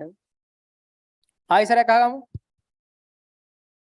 මේක කරා විනාඩි 2යි තව තියරියක් කරා ගණන් ටික හදන්න ගියා. ආගන්න. ආගන්න. දැන් මේ තියෙන සාමාන්‍ය කිරණ සරහනක්. සාමාන්‍ය කිරණ සරහනක් මේ තියෙන්නේ. I අඩු කරද්දී ස්නෙල් නියමයේ හැටියට I අඩු කරද්දී sin I අඩු වෙනවා. ඒ කියන්නේ sin R අඩු වෙන්න ඕනේ. I අඩු කරද්දී R අඩු වෙනවා. R අඩු වෙද්දී මේ දෙන්නගේ එකතුව නියතයක් හින්දා R අඩු වෙද්දී R2 වැඩි වෙන්න ඕනේ. R2 කියන්නේ මේක. ඉතින් ඒ විදිහට R2 වැඩි වෙලා යම් වෙලාවක් එනවා R2 කියන අගේ මේ අවදි කෝණයට සමාන වෙනවා. මේ දෙන්න අතර තියෙන ඕනේ අවදි කෝණයට වඩා අඩුවෙන් තියෙනකම් ප්‍රශ්නයක් නැහැ. එළියට යනවා. අවදි කෝණයට සමාන වෙන වෙලාවක් එනවා. මේ පතන කිරණයේ කෝණේ වැඩි වෙලා අවදි කෝණයට සමාන වෙලාවක් එනවා. අවදි කෝණයට සමාන වෙද්දි මෙහෙම යනවා. මේ වෙලාවට අදාළ මෙහෙම යන්න ඕන නම් දෙන්න ඕනේ I1 වලට උත්තරයක් ගන්න පුළුවන් මේකෙන්. මෙහෙම යනවා කියන්නේ R1 ද R2 සමානයි A, R2 කියන්නේ C, R1 කියන්නේ A ඍණ C. R1 දන්නවා නම් ස්නෙල් නියමයේ දාලා එක වැඩි කිරීම sin I සමානයි n වැඩි කිරීම sin R, sin I1 සමානයි n වැඩි කිරීම sin A ඍණ C, I1 සමානයි sin inverse n sin A ඍණ C කියලා දාලා I1 වලට උත්තරයක් ගන්න පුළුවන්. හරිද? මේ තියෙන්නේ මෙහෙම යාමට අදාළ පතන කෝණය. මේක ගාණක් තියරියක් නෙමෙයි. ඊට පස්සේ තවදුරටත් I අඩු කරොත් දැන් I අඩු කරලා මේ තිබ්බේ තවත් I අඩු කරොත් R1 තව අඩු වෙලා R2 තව වැඩි වෙනවා. R2 තව වැඩි වෙනවා කියන්නේ C ට වඩා වැඩි වෙනවා R2. අවදි අවස්ථාවට අදාළ පතන කෝණයටත් වඩා වැඩි වෙනවා. එහෙම වැඩි වුණොත් නම් පූර්ණ අභ්‍යන්තර පරාවර්තනයක් වෙනවා. එහෙනම් මෙහෙම ගියා. මෙතනින් අභිලම්භයෙන් ඉවතට ගියා. මෙහෙම තමයි එළියට යන්නේ. එතකොට ප්‍රිස්මයකට ඔය අවස්ථාව අපිට මේ ප්‍රිස්මයක ඔය අවස්ථාව බලා ගන්න පුළුවන්. මම අර කලින් වීඩියෝ එකකත් ඒ අවස්ථාව තිබ්බා. ඔයාලා දැක්කද දන්නේ නැහැ. පූර්ණ අභ්‍යන්තර පරාවර්තනය වෙන පත් වෙන අවස්ථාව ප්‍රිස්මයක ලේසර් කිරණයක් ගැහුවාම මේක බලා ගන්න පුළුවන්. මෙහෙම I මේ ගානට ගැහුවාම පුළුවන්. හරි. ඒක නිකන් තියරියක් නෙමෙයි නිකන් දැනගන්න කිව්වේ. දැන් මේක තුන්වෙනි තියරිය මේක හරිම ලේසි. හිතන්න වර්තනාංකය 1.0 මේක දැන් අලුත් ප්‍රිස්ම જાතියක් හරි. මේවට කියන්නේ 40 සමද්විපාද ඍජුකෝණී ප්‍රිස්ම කියලා වෙන එකක් මේක. දැන් මෙච්චර කාලයක් කතා කරේ 60 ප්‍රිස්ම ගැන. ඒවා තමයි 90ක්ම තියෙන අපේ පාඩමේ. මේ සමද්විපාදී ඍජුකෝණී ප්‍රිස්ම කියලා જાතියක් තියෙනවා. 45 90 45. ඒ කියන්නේ මෙන්න මේ වගේ ප්‍රිස්ම. සමද්විපාදී ඍජුකෝණී 45 90 එහෙම 45 90 45. සාමාන්‍ය වීදුරු වල වර්තනාංකය 1.5 නේ. හිතන්න මේකට මෙහෙම ආලෝක කිරණයක් ලේසර් කිරණයක් ආවා. මෙතනින් කිසි කේස් එකක් නැතුව එනවා. මෙතන වදිනවා. වදිනකොට පතන කෝණය කීයද? මෙතන පතන කෝණය කීයද? ඕක දිහා බලලා කියන්න. චුට්ටක් හිතන්න. මෙතන පතන කෝණය කීයද? මේක 45යි. මේක 45යි. එහෙනම් පතන කෝණය කීයක් වෙයිද? 45යි. මේක 90යි. මේක 45යි. ඉතුරු වෙන්නේ මේක 45යි. නේද? එතකොට 90 45 මේක 45යි. මේකේ වැදුනහම කිරණය නිර්ගත වෙනවද නැද්ද කියලා බලන්න නම් කලින්ම වීදුරු සහ වාතය අතර අවදි කෝණය හොයලා ඉමු. වීදුරු හා වාතය අතර C හොයලා ඉමු. sin C සමානයි විරල බෙදීම ගහන විරල 1යි ගහන 1.5යි. එහෙනම් මේ දෙන්න බෙදුවම 0.67ක් වගේ එනවා sin C වලට. C සමාන sin inverse 0.67යි. ඕකට එන්නේ අංශක 42යි මං හිතන්නේ. 0.67 sin inverse ගත්තාම ඔව් අංශක 42යි එන්නේ. දැන් අවදි කෝණය 42යි. පතනය වෙන්නේ 45කින් නේ. මේ කෝණය 45යි. පතනය වෙන්නේ 45කින්. ඊට පස්සේ කතා කරන්න එපා. ඉතින් මම දන්නේ නැහැ සිංහල තේරෙන්නේ නැද්ද කියලා. C 42යි. හරිද? එතන පතන කෝණය 45යි. නේද? පතන කෝණය 45යි. එතකොට අවදි කෝණයට පතන කෝණය වැඩි හින්දා මොකක් වෙන්න ඕනේද? පූර්ණ අභ්‍යන්තර පරාවර්තනය වෙන්න ඕනේ. පූර්ණ අභ්‍යන්තර පරාවර්තනය වෙද්දී හැම වෙලාවෙම පතන කෝණයට සමාන කෝණයකින් පරාවර්තනය වෙන හින්දා මේක 45 වෙලා මෙතනින් ඇවිල්ලා මෙන්න මෙහෙම ලම්බකව වැදිලා මෙන්න මෙහෙම එළියට යන එකයි වෙන්නේ. මෙන්න මෙහෙම එළියට යන එකයි වෙන්නේ. එතකොට ඔය 90 45 කියන ප්‍රිස්ම වල ගොඩක් වෙලාවට කිරණයක් වැදුනහම මේ කියන්නේ ලම්බකව වදින කිරණයක් ගොඩක් වෙලාවට සිද්ධ වෙන්නේ පූර්ණ අභ්‍යන්තර පරාවර්තනයටපත් වෙන එක. ඒ නිසා අපි ඔය සම ද්විපාද ඍජුකෝණී ප්‍රිස්ම කියන ඒවා පාවිච්චි කරනවා කිරණ අපගමනය කර ගැනීම සඳහා. කිරණ අපගමනය කර ගැනීම සඳහා. අපිට දෙන අපගමන අවස්ථා තුනක්. අපගමනය කර ගැනීම සඳහා අපි පාවිච්චි කරනවා ඔය 90 45 45 කියන ප්‍රිස්ම. අපිට අපගමන අවස්ථා තුනක් තියෙනවා. අපගමන අවස්ථා තුනයි. පළවෙනි එක ඔය ඉගෙනගත් එකම තමයි. ඒ කියන්නේ මොකද 90කින් අපගමනය කිරීම. අංශක 90කින් කිරණේ අපගමනය. මෙහෙම ගියා මෙතන වැදුනා මෙහෙම ආවා 90කින් අපගමනය කිරීම. ඔන්න පළවෙනි අවස්ථාව. දෙවෙනි අවස්ථාව. දැන් මේක පාවිච්චි කරන තැනකුත් කියන්නම්. දැන් හිතන්න මේ ඉන්නවා මේ තියෙන මූද. මෙන්න දෙනවා සබ්මැරින් එක. සබ්මැරින් එකේ ඉඳන් මුහුදෙන් උඩ සිද්ධ වෙන දේවල් බලන්නේ කොහොමද? මේ මෙහෙම ගැජට් එකක් ඉන්නේ බලන්නේ. මුහුදෙන් උඩ සිද්ධ වෙන දේවල් බලන්න මෙහෙම ගැජට් එකක් තියෙනවා. කොහොමද ඔකෙන් පේන්නේ? තල දර්පණ දාන්න පුළුවන්. ඒකට ගොඩක් වෙලාවට දැන් නම් පාවිච්චි කරන්නේ ප්‍රිස්ම. මෙහෙම දානවා ප්‍රිස්මයක්. මෙහෙම දානවා තව ප්‍රිස්මයක්. මොකද්ද වෙන්නේ? මෙතනින් එන ආලෝක කිරණ ආවා 90කින් පරාවර්තන 90කින් හැරුණා මෙහෙම ආවා 90කින් හැරුණා මිනිස්සයාගේ ඇහැ. මෙන්න උඩ සිද්ධ වෙන ඔක්කොම ඕපදීප ටික හොයන්න පුළුවන් ඒකේ. උඩ සිද්ධ වෙන ඕපදීප හොයන්න පුළුවන් ඒකේ. නේද? අර ගමේ ඉන්නවම ඇන්ටිලා ටිකටත් ඔය එකක් දෙන්න ඕනේ කියලා. කොහොම මගුල් හොයනවානේ. එතකොට ඔන්න 90කින් අපගමනය කිරීම. ඒතර පුළුවන් තාප්පයකින් මෙහෙම දාගත්තා. තාප්පේ මෙන්න මේගොල්ලන්ගේ ගෙදර ඉන්න ගමන් මේ ගැජට් එක මෙහෙම දාගත්තා. ප්‍රිස්ම දෙයක් ගහගත්තා නේද? මෙතන හැදියානේ ගෙදර ඉන්න ගමන් බලාගෙන ඉන්න තියෙන මොකද වෙන්නේ කියලා. හරිද? හරි. එපෙන්න දෙයක් නැහැ. අර එහෙම ජනෙල් වලින් එවෙන්න මොකුත් නැහැ. හරි. දැන් අහගන්න. දැන් මේ දින 90කින් අපගමනය කිරීම සඳහා මේක පුළුවන්. දෙවැනි එක 180කින් අපගමනය. 180කින් අපගමනය කරන්නත් ඔය ප්‍රිස්මේම තමයි 90 45 45. ඕකෙන් තමයි ඔය ගොඩක් අපගමන සිද්ධ වෙන්නේ. මොකද මේක ගොඩක් වෙලාවට පූර්ණ අභ්‍යන්තර පරාවර්තන පත්තන 45න් අදිච්ච ගමන් ඒකයි. මෙහෙම කිරණයක් આવත් මොකද වෙන්නේ? මෙතනින් කිසි ප්‍රශ්නයක් නැහැ. වැදුනා. ප්‍රශ්නයක් නැහැ. වැදුනා. පූර්ණ අභ්‍යන්තර නැවතාව ලම්බකව වැදුනා. මේට ගියා. වැඩි ඉවරයි. 180කින් අපගමනය ගියා අනිත් පැත්තට ආවා. අර 90කින් අපගමනය මේක 180කින් අපගමනය. හරි නේද? හරි. තුන්වෙනි අවස්ථාව උඩයට මාරු කිරීම. තුන්වෙනි අවස්ථාවේදී මේක පාවිච්චි කරන උඩයට මාරු කරන්න. බලන්න.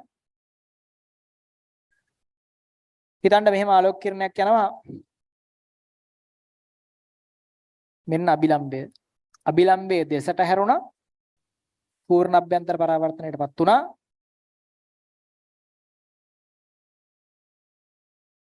මෙතනින් ටිකක් අඳින්න අමාරුයි ඒක. මෙතනින් අභිලම්බය කියන එක මෙන්න මෙහෙම තියෙන්නේ. බලන්න. ඒ කිරණ සරණ අඳින එකට පරිස්සම අඳින්න වෙනවා. හිතන්නකෝ. මෙහෙම ගියා. අභිලම්බය දෙසර නැවේ මෙහෙම ගියා. අභිලම්බයෙන්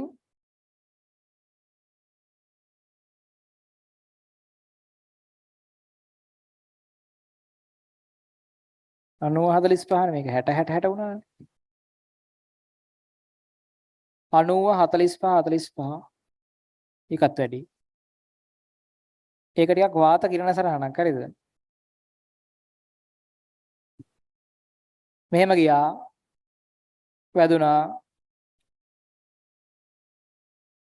මෙහෙම ගියා. අභිලම්බෙන් ඉවතර නැවුණා. මෙහෙම ගියා. උඩින් ආප එකක් ආවොත්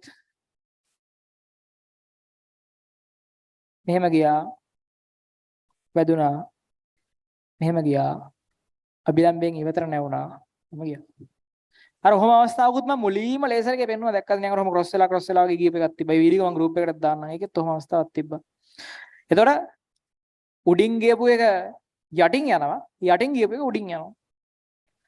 ඒ කියන්නේ එහෙම ඒ කියන්නේ මොකද ඒකෙන් වෙන්නේ? දැන් හිතන්න මෙතන තියලා තියෙනවා ඔයාලව තියලා තියෙනවා මේ විදිහට. මේ තියෙන වලගේ ඔළුව, මේ තියෙන කකුල්. ප්‍රිස්මේ හරහා මේ පැත්තෙන් නම් බලන කෙනෙක්ට කොහොමද වෙන්නේ? ඔළුවට අදාළ කිරණය යටිනුත් කකුල් වලින් නිකුත් වන කිරණය උඩිනුත් තමයි පේන්නේ. තුරු උඩයට මාරුලා තමයි පේන්නේ. උඩයට මාරුලා තමයි පේන්නේ. තේරෙනවද කියන එක? හරිද? එතකොට ප්‍රධාන ආකාර තුනක් තියෙනවා 90න් අපගමනය 180න් අපගමනය සහ උඩයට මාරු කිරීම හෝ මාරු කිරීම කියන එක. මේ අවස්ථා තුනම ප්‍රිස්ම වලින් කරගන්න පුළුවන්. මේක කරන්න පුළුවන් කියලා ඉගෙන ගන්න එක තමයි තුන්වෙනි සිද්ධාන්තය. එච්චරයි. තුන කියන්නේ එච්චරයි.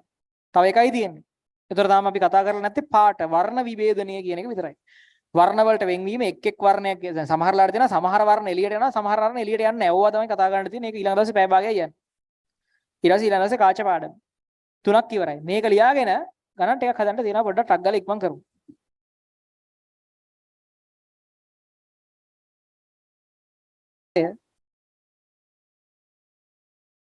වර්ණ සම්බන්ධ ගණන් තාම මොකුත් හදන්න බෑ. වර්ණ කියන හතරවෙනි තියරිය කතා කරලා නැහනේ.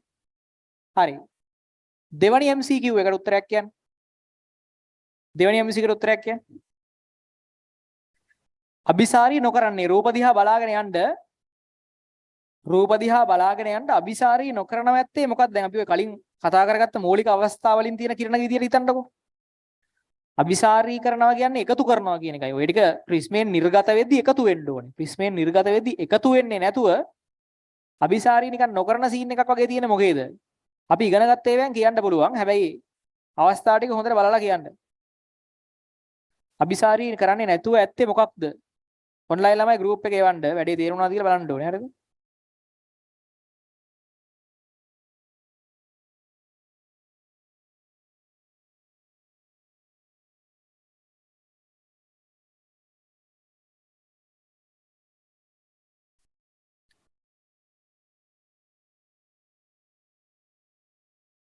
උත්තරේ 4 නේද? ඇයි ඒක මොකද්ද වෙන්නේ? පූර්ණ අභ්‍යන්තර පරාවර්තනයේට පත් වෙනවා නේද? ඒක ඇවිල්ලා අபிසාරී කියන්නේ මෙන්න මෙහෙම වෙනවා කියන එක. දැන් අபிසාරී වෙනවා කියන්නේ මොකද්ද?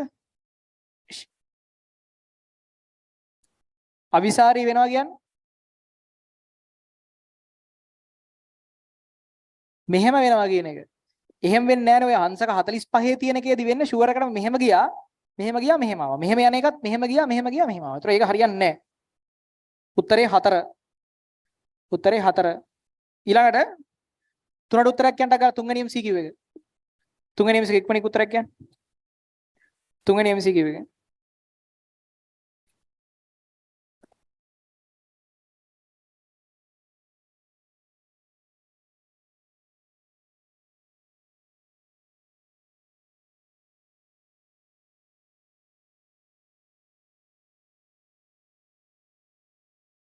තුන්වෙනි MCQ මොකද කියන්නේ? වරද්දන්න නම් එපා ඈ. අර සමාන්තර මගුලක් හිතන්න ගිහින් කන්න එපා. සමාන්තර අදාළත්වයක් නැහැ නේ මං කියවනේ සමාන්තර එකක් වැඩක් නැහැ. ඉක්මනට එවන්න සියලු දෙනා. ඔන්ලයින් ළමයි.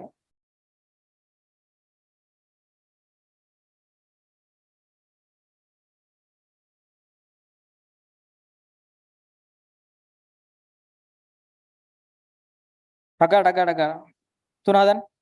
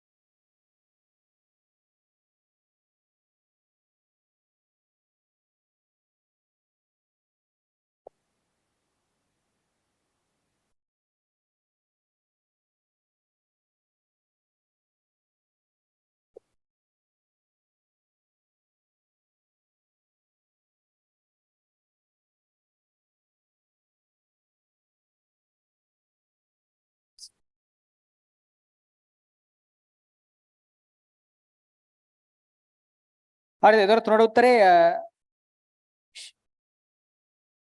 තුන ඇවිල්ලා මේ සමාන්තර වෙන්න ඕනේ නැහැ නේ කියන්නේ. සමාන්තර වෙන්න ඕනේ නැහැ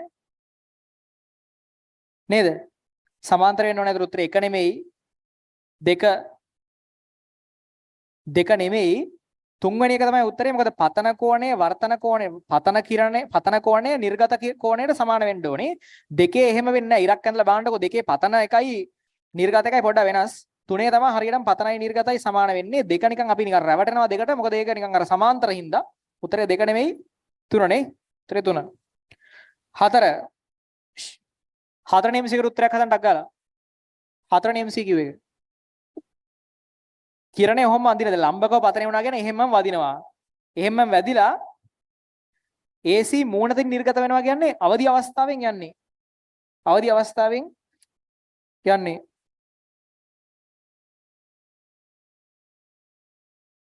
බලන්න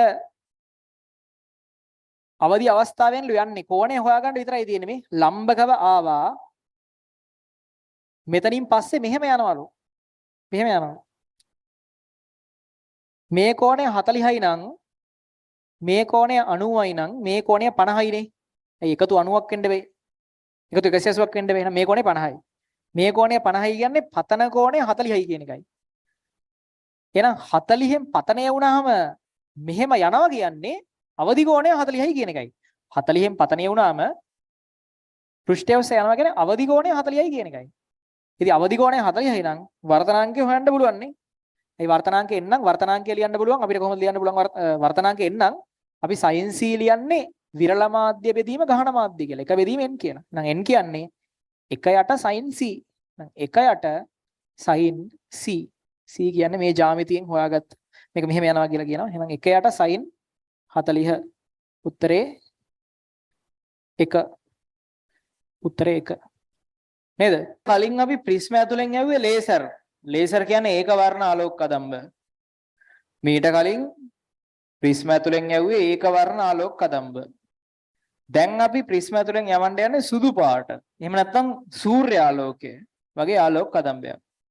සූර්යාලෝකය වගේ එකක් ගත්තාම සූර්යාලෝකයේ ඇතුලේ හැම පාටක්ම තියෙනවා. ඒකයි ඔය වතුර බින්දුව වලට එහෙම සූර්යාලෝකයේ වැටිලා දේ දුන්නක් වගේ එකක් එහෙම හැදෙන්නේ. සූර්යාලෝකය කියන එක ඇතුලේ හැම පාටක්ම තියෙනවා. ඒ කියන්නේ රතු, තැඹිලි, කහ, කොළ, නිල්, ඉන්ඩිගෝ, දම්, වයලට් කියන ඔක්කොම පාටවල් ටික සූර්යාලෝකය ඇතුලේ තියෙනවා. ඒත් ඒක අපිට සුදු පාට කියන ඔක්කොගේම එකතුවක් විදිහට ඒක නිකන් සුදු පාට ලයිට් එකක් වගේ තමයි අපිට පේන්නේ. සුදු පාටක් වගේ තමයි අපිට පේන්නේ. නමුත් ඒක ඇතුලේ ඇත්තටම ඔක්කොම පාටවල් ටික තියෙනවා. ප්‍රිස්මයක් ඇතුලෙන් ඔය විදිහට සූර්යාලෝකය සුදු ආලෝකයේ ගමන් කරද්දී ඒක වර්ණ වලට විභේදනය වෙනවා. ඒක ඔයාලා සමහරලාට දැකලා ඇති පොඩි කාලේ ඉඳන් ඔය පොඩි ෆොටෝස් වල අර මේව සූර්යාලෝකය වර්ණ වලට විභේදනය වෙනවා. හරිද? වර්ණ වලට විභේදනය වෙනවා සූර්යාලෝකය මේ විදිහට මේ. සූර්යාලෝකය වර්ණ වලට විභේදනය වෙනවා මේ විදිහට මේ. සූර්යාලෝකයේ ප්‍රිස්මයක් ඇතුලෙන් යද්දී. හරිද? සූර්යාලෝකයේ ප්‍රිස්මයක් ඇතුලෙන් යද්දී වර්ණ වලට විභේදනයක් බලා ගන්න පුළුවන්. එතකොට ඇයි එහෙම වෙන්නේ?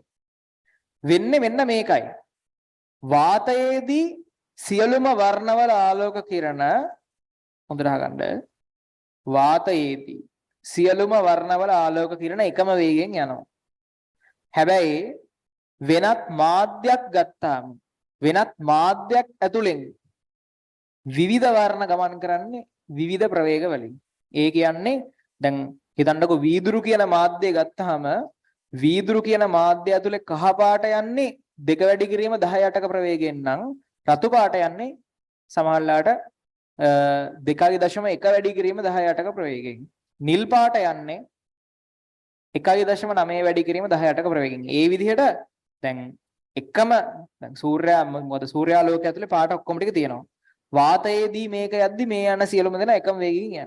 වෙනත් මාධ්‍යයක් ඇතුලෙන් ආලෝක කිරණයක් යද්දී රතු පාට යන වේගෙන් නෙමෙයි කහ පාට යන්නේ. කහ පාට යන වේගෙන් නෙමෙයි නිල් පාට යන්නේ. ඒ කියන්නේ මේ මාධ්‍ය ඇතුලේදී විවිධ වර්ණ වලට විවිධ ප්‍රවේග තියෙනවා. මාධ්‍ය සඳහා කොහොමත් ප්‍රවේගය වෙනස් වෙනවා. ඊට අමතරව මේ මාධ්‍ය දැන් අපි දැන් මීට කලින් කතා කරන්නේ වීදුරු තුලදී ආලෝකයේ ප්‍රවේගය 2 වැඩි කිරීම 10ටයි කියලා තිබ්බනේ. ඒ වීදුරු තුලදී ආලෝකයේ ප්‍රවේගය 2 වැඩි කිරීම 10ටයි කිව්වට ඒකත් එක එක පාටවල් වලට ආයිත් වෙනස් වෙනවා. ඒ කියන්නේ දැන් වීදුරු ඇතුළේදී ආලෝකයේ ප්‍රවේගය 2 වැඩි කිරීම 10 8යි. ඒ කියන්නේ සාමාන්‍යයෙන් කහ පාටට. වීදුරු තුලදී ආලෝකයේ ප්‍රවේගය 2 වැඩි කිරීම 10 8යි කියලා කියන්නේ සාමාන්‍යයෙන් කහ පාට යද්දි තමයි 2 වැඩි කිරීම 10 8. රතු පාට යද්දි 2.1ක් විතර වෙනවා. නිල් පාට කිරණයක් යද්දි 1.9ක් විතර වෙනවා. ඒ විදිහට වෙනස් වෙනවා. තේරෙනවද කියන එක? අන්න ඒ නිසා වීදුරු කියන මාධ්‍ය ඇතුලෙන් උනත් පාට ටික ගමන් කරද්දී එක එක වේග වලින් යන්නේ. එක එක පාටවල යද්දී එක එක වේග වලින් යන්නේ. එක එක පාටවල යද්දී එක එක වේග වලින් යන්නේ. එක එක පාටවල යද්දී එක එක වේග වලින් යන්නේ. උදාහරණයක් විදිහට හිතන්නකෝ සුදු ආලෝක කදම්බයක් මෙහෙම එනවා. සුදු ආලෝක කදම්බයක් මෙහෙම එනවා. ඇවිල්ලා මෙතනින් පස්සේ මේක මෙහෙම ඇන්දොත් පොඩි වැඩි ලොකුවට ඉස්සරහට ගණනය කිරීම ගොඩක් ලොකුයි. හිතන්න සුදු ආලෝක කදම්බයක් මෙහෙම එනවා. ඇවිල්ලා අභිලම්බේ වදිනවා. මෙතනින් පස්සේ එක එක පාටවල් එක එක වේග වලින් යන හින්දා මෙතනින් පස්සේ එක එක පාටවල් එක එක වේග වලින් යන්නේ. එක එක පාටවල් එක එක වේග වලින් යන හින්දා රතු පාට කිරණය මෙහෙම යනවා. මේක අපිට බලා ගන්න පුළුවන් සූර්යාලෝකයේ සුදු ආලෝකයේ ප්‍රිස්මයක් තුලින් යවුවා නම් ආපු කහ පාට වගේ කිරණ මෙහෙම යනවා. ආපු නිල් පාට වගේ කිරණ මෙහෙම යනවා. නිල් දම් ඉන්ඩිගෝ වගේ සෙට් එක මෙහෙම යනවා. එතකොට ඇත්තටම උඩින්ම තියෙන රතු ප්‍රිස්මයක් ඇතුලෙන් සූර්යාලෝකයක් ඇති උඩින්ම තියෙන රතු දෙවණියට තැඹිලි. ඊට පස්සේ කහ කොළ ඊට පස්සේ නිල් ඉන්ඩිගෝ දම් වයලට්. වයලට් කියන්නේ මේ ජම්බූල කියන වර්ණය. අර සල්ලි චෙක් කරන හොර සල්ලි චෙක් කරන මැෂින් වල එහෙම තියෙනවා නිකන් දම් පාටක් තියෙන 아무තු දම් පාටක්. මේක ජම්බූල කියන්නේ. දැකලා තියෙනවනේ මේ විදිහට. අල්ට්‍රා වයලට් එකේම අල්ට්‍රා නෑ වයලට්. අල්ට්‍රා වයලට් කියන්නේ UV නේ. අල්ට්‍රා නැතුව වයලට්. කෙනෙක් පාට තමයි පාට. අල්ට්‍රා වයලට් කියන්නේ පාර ජම්බූල. පාර නැතුව තමයි මේක ජම්බූල විදිහට තියෙන්නේ. එතකොට ඔය විදිහට පාට ටික වෙන් වෙනවා. උඩින්ම රතු පාට, තැඹිලි පාට, කහ පාට, කොළ පාට, නිල් පාට, ඉන්ඩිගෝ, දම්, වයලට්. ඔය විදිහට වර්ණ ටික වෙන් වෙනවා ප්‍රිස්ම ඇතුලෙන් යද්දී. ඇයි වෙන් වෙන්නේ? ඇයි වෙන් වෙන්නේ? මොනවා හින්දාද? එක එක වර්ණ වුණත් එකම ප්‍රිස්ම ඇතුලෙන් වුණත් යන්නේ එක එක වේග වලින්. දැන් අපි වීදුරු තුලදී ආලෝකයේ ප්‍රවේගය 2 වැඩි කිරීම 10 5යි කිව්වට ඒ කියන්නේ සාමාන්‍යයෙන් මේ මැද්දේ පාටක් සලකලා කහ පාට වගේ සලකලා තමයි කියන්නේ. ඇත්තටම ඒකේ ඊට වඩා රතු වල චුට්ටක් ඊට වඩා වැඩි, නිල්ල පොඩ්ඩක් ඊට වඩා අඩුයි. හරිද? ඒ නිසා තමයි මේ විදිහට වර්ණ වලට විභේදනය වෙන්නේ. දැන් කාගේද වැඩි කාගේද අඩු කියලා මතක තියාගන්න මහන්සි වෙන්න ඕනේ නැහැ. මහන්සි වෙන්න ඕනේ නැහැ. ඒක මම කියන්නම්. බලන්න මේ විදිහට මේ විදිහට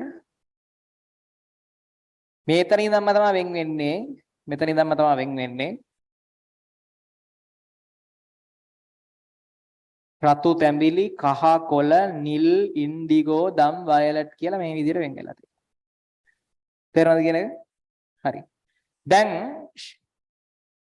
හොඳට අහගන්න. දැන් මේක තමයි අපි දකින්න එක. මේක තමයි අපේ නිරීක්ෂණය. මේක කිසිම තියරියක් නෙමෙයි. මේක නිගමනයක් නෙමෙයි. මේක තමයි නිරීක්ෂණය. හරිද? මේක තමයි නිරීක්ෂණය.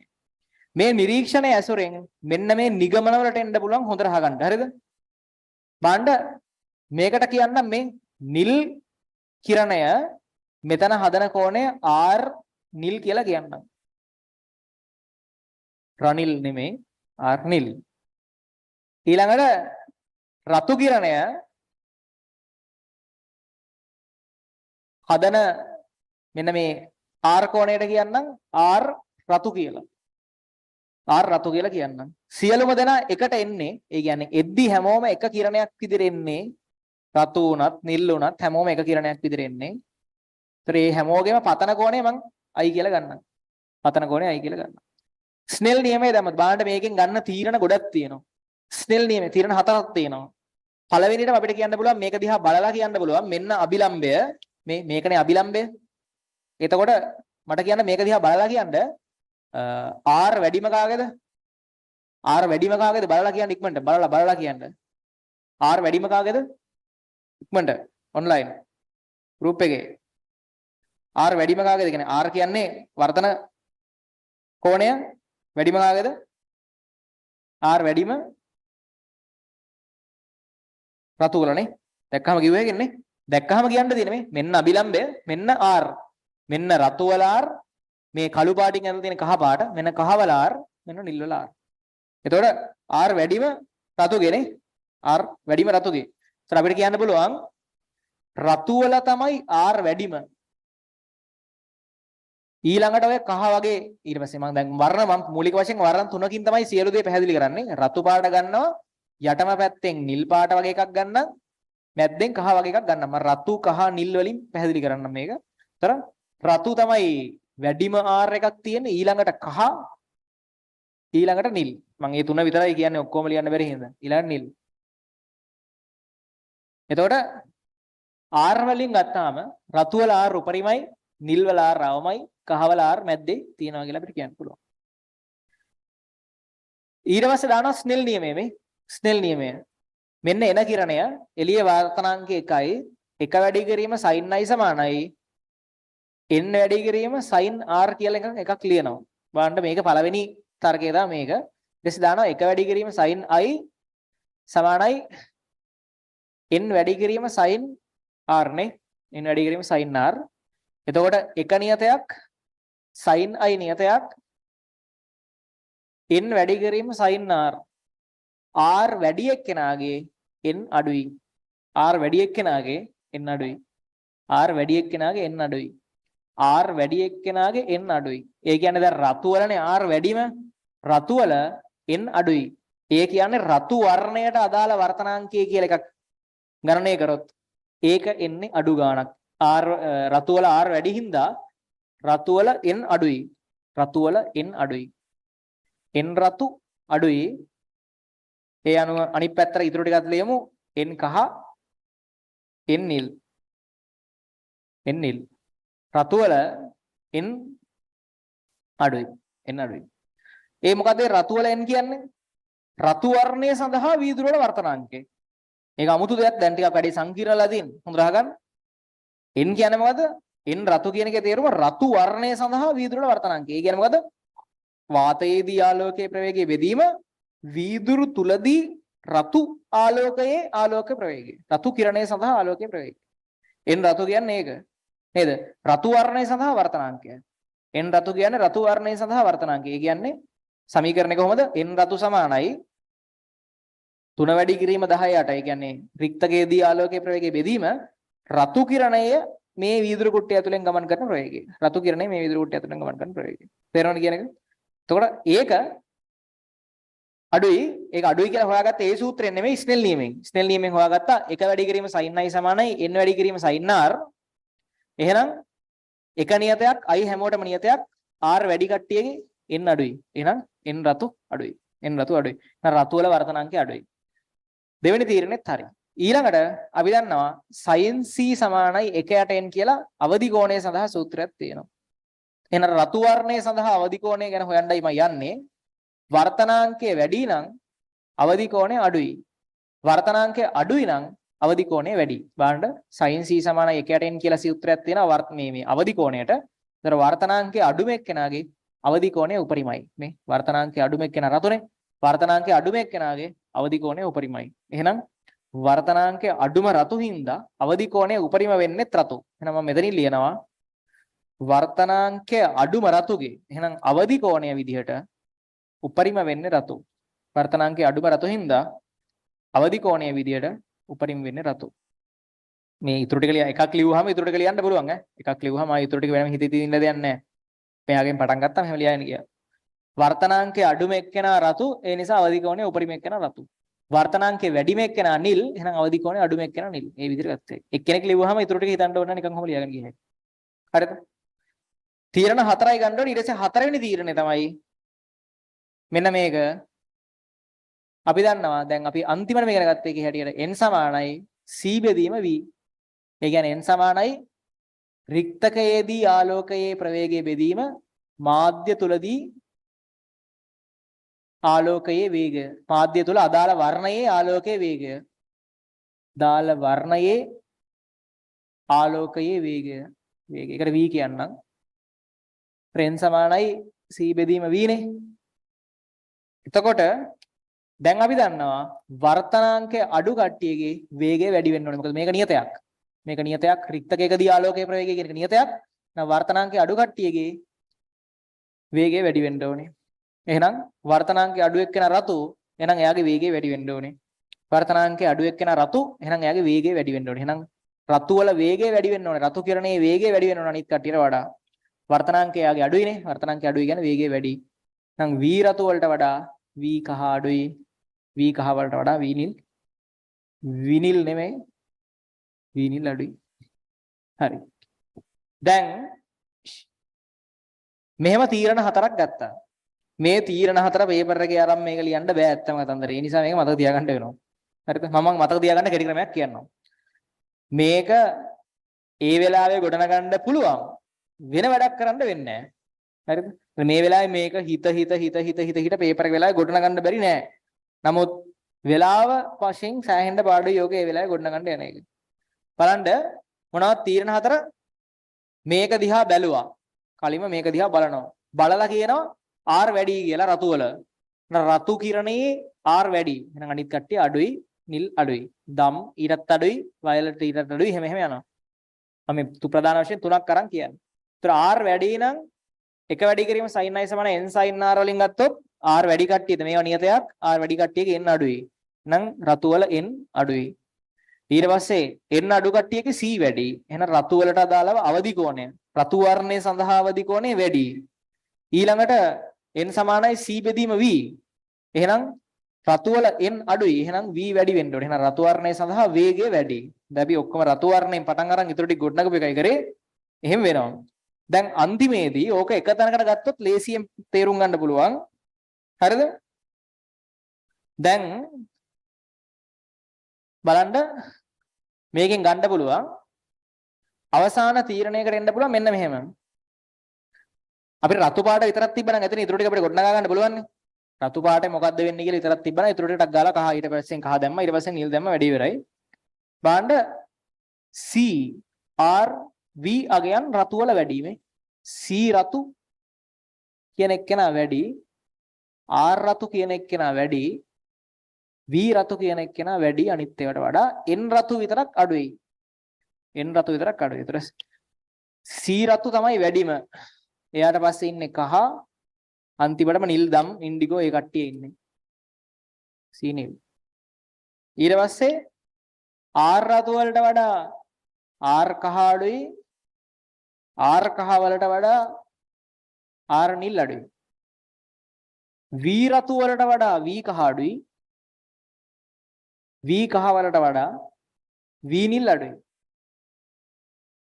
N රතු වලට N රතු විතරයි වෙනස් වෙන්නේ. N රතු වලට වඩා N කහ වැඩි. ඊට පස්සේ N නිලුත් වැඩි. මේ ටික විතරක් මතක තියාගත්තා නම් ලේසියිනේ. රතු පාට වල CRV වැඩි කියලා විතරක් මතක තියාගත්තා නම් ඇති. රතු වර්ණය සඳහා CRV යගයන් වැඩි.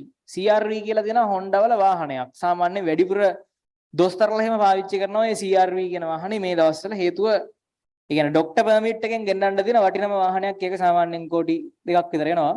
දෙකක් වගේ ගාණක් විතර එනවා. එතකොට CRV කියලා රතු මේ වාහනයකුත් තියෙනවා. සාමාන්‍යයෙන් CRV රතු පාටක් තියෙනවා. කොහොම හරි රතු වර්ණය සඳහා CRV වැඩි කියලා මතක තියාගත්තා නම් එතනින් මුළු වගුවම කොට දා ගන්න පුළුවන්. රතු වර්ණයේ CRV වැඩි කියලා මතක තියාගන්න පුළුවන් නම් ටෙලිග්‍රෑම් නමක් දාගන්න ඕක මතක හිටිනවා. හරිද? කවුරු හරි දැන් බදාද පන්තියේ දැන් සමහර ළමයි දාලා තියෙනවා දැන් රතු පාට CRV වැඩි කියලා. රතු පාට CRV වැඩි කියන එක කවුරු හරි ටෙලිග්‍රෑම් නේම් එකක් දාගන්න. ඒතර ගෲප් එකේ බලද්දී ඔක මතක් වෙනවා. රතු පාට CRV කියන්නේ වැඩි. එතකොට මේක විතරක් ලියාගත්තා නම් ඉතුරු ටික රට්ටක් ගාලා මෙහෙම ලියාගෙන යන එකනේ. මේකට පිටිපස්සෙන් කහ ටික n එක විතරයි වෙනස් වෙන්නේ. වර්තනාංක විතරයි වෙනස් වෙන්නේ. රතු පාට CRV වැඩි. එච්චරයි. රතු පාට වල CRV වගයන් ඔක්කොම වැඩි. C වගයන් වැඩි, R වගයන් වැඩි, V වගයන් වැඩි. ඒතර එකක් ලිව්වා නම් ඉතුරු ටික ලියන්න පුළුවන්. ඉතුරු ටික ලියා ගන්න පුළුවන්. දැන් රතු පාට CRV වැඩි කියලා ලියා ගන්නවා. ඒක පැත්තෙන් මේ පැත්තෙන් කහ මේ පැත්තෙන් ලියා ගන්නවා. n වල විතරක් අනිත් පැත්තට ලියා ගන්නවා. n වල විතරක් අනිත් පැත්තට ලියා ගන්නවා. ඔය වගු ඕන එනවා ගණන් හදන්න. වගු ඕන එනවා ගණන් හදන්න. හරිද? රතු පාට CR වැඩි. එතකොට ඊළඟට රතු පාට CR වල ෆොටෝස් ටිකටම වැටලා තියෙනවා. ඇත්තටම CR ගොඩක් වැඩිපුර තියෙන්නේ රතු පාට තමයි මම නම් දැකලා තියෙන විදියට. ඒ කියන්නේ ගොඩක් ලංකාවේ තියෙන්නේ. සුදු පාටක් තියෙනවා රතු පාට තමයි මම හිතන්නේ. සෑහෙන්න තියෙනවා. දැන් ආගන්න ඊළඟට ආගන්න. දැන් අපිට ඕක මතක තියාගන්න සර්ට වාහනයක් ගන්න බැරිද? ඔයාලම ගන්න වාහනයක්. එතකොට මේ අහගන්න රතු පාට සඳහා CRV වැඩි. රතු පාට සඳහා CRV යගයන් වැඩි. හරිද? එතකොට මේ වගුව ඕනේනෝ මොන ගානක් හදන්න ගියත්. හරි. දැන් මේකෙන් ගන්න නිගමන මොනවද? ආයිසරයක් එන්න සාරාංශය සුදු රතු ඕනේ පාටක් ආලෝකයේදී එකම වේගෙන් ගමන් කරනවා. වෙනත් මාධ්‍යයකට ගියාට පස්සේ තමයි වැඩි අප්සෙට් යන්නේ.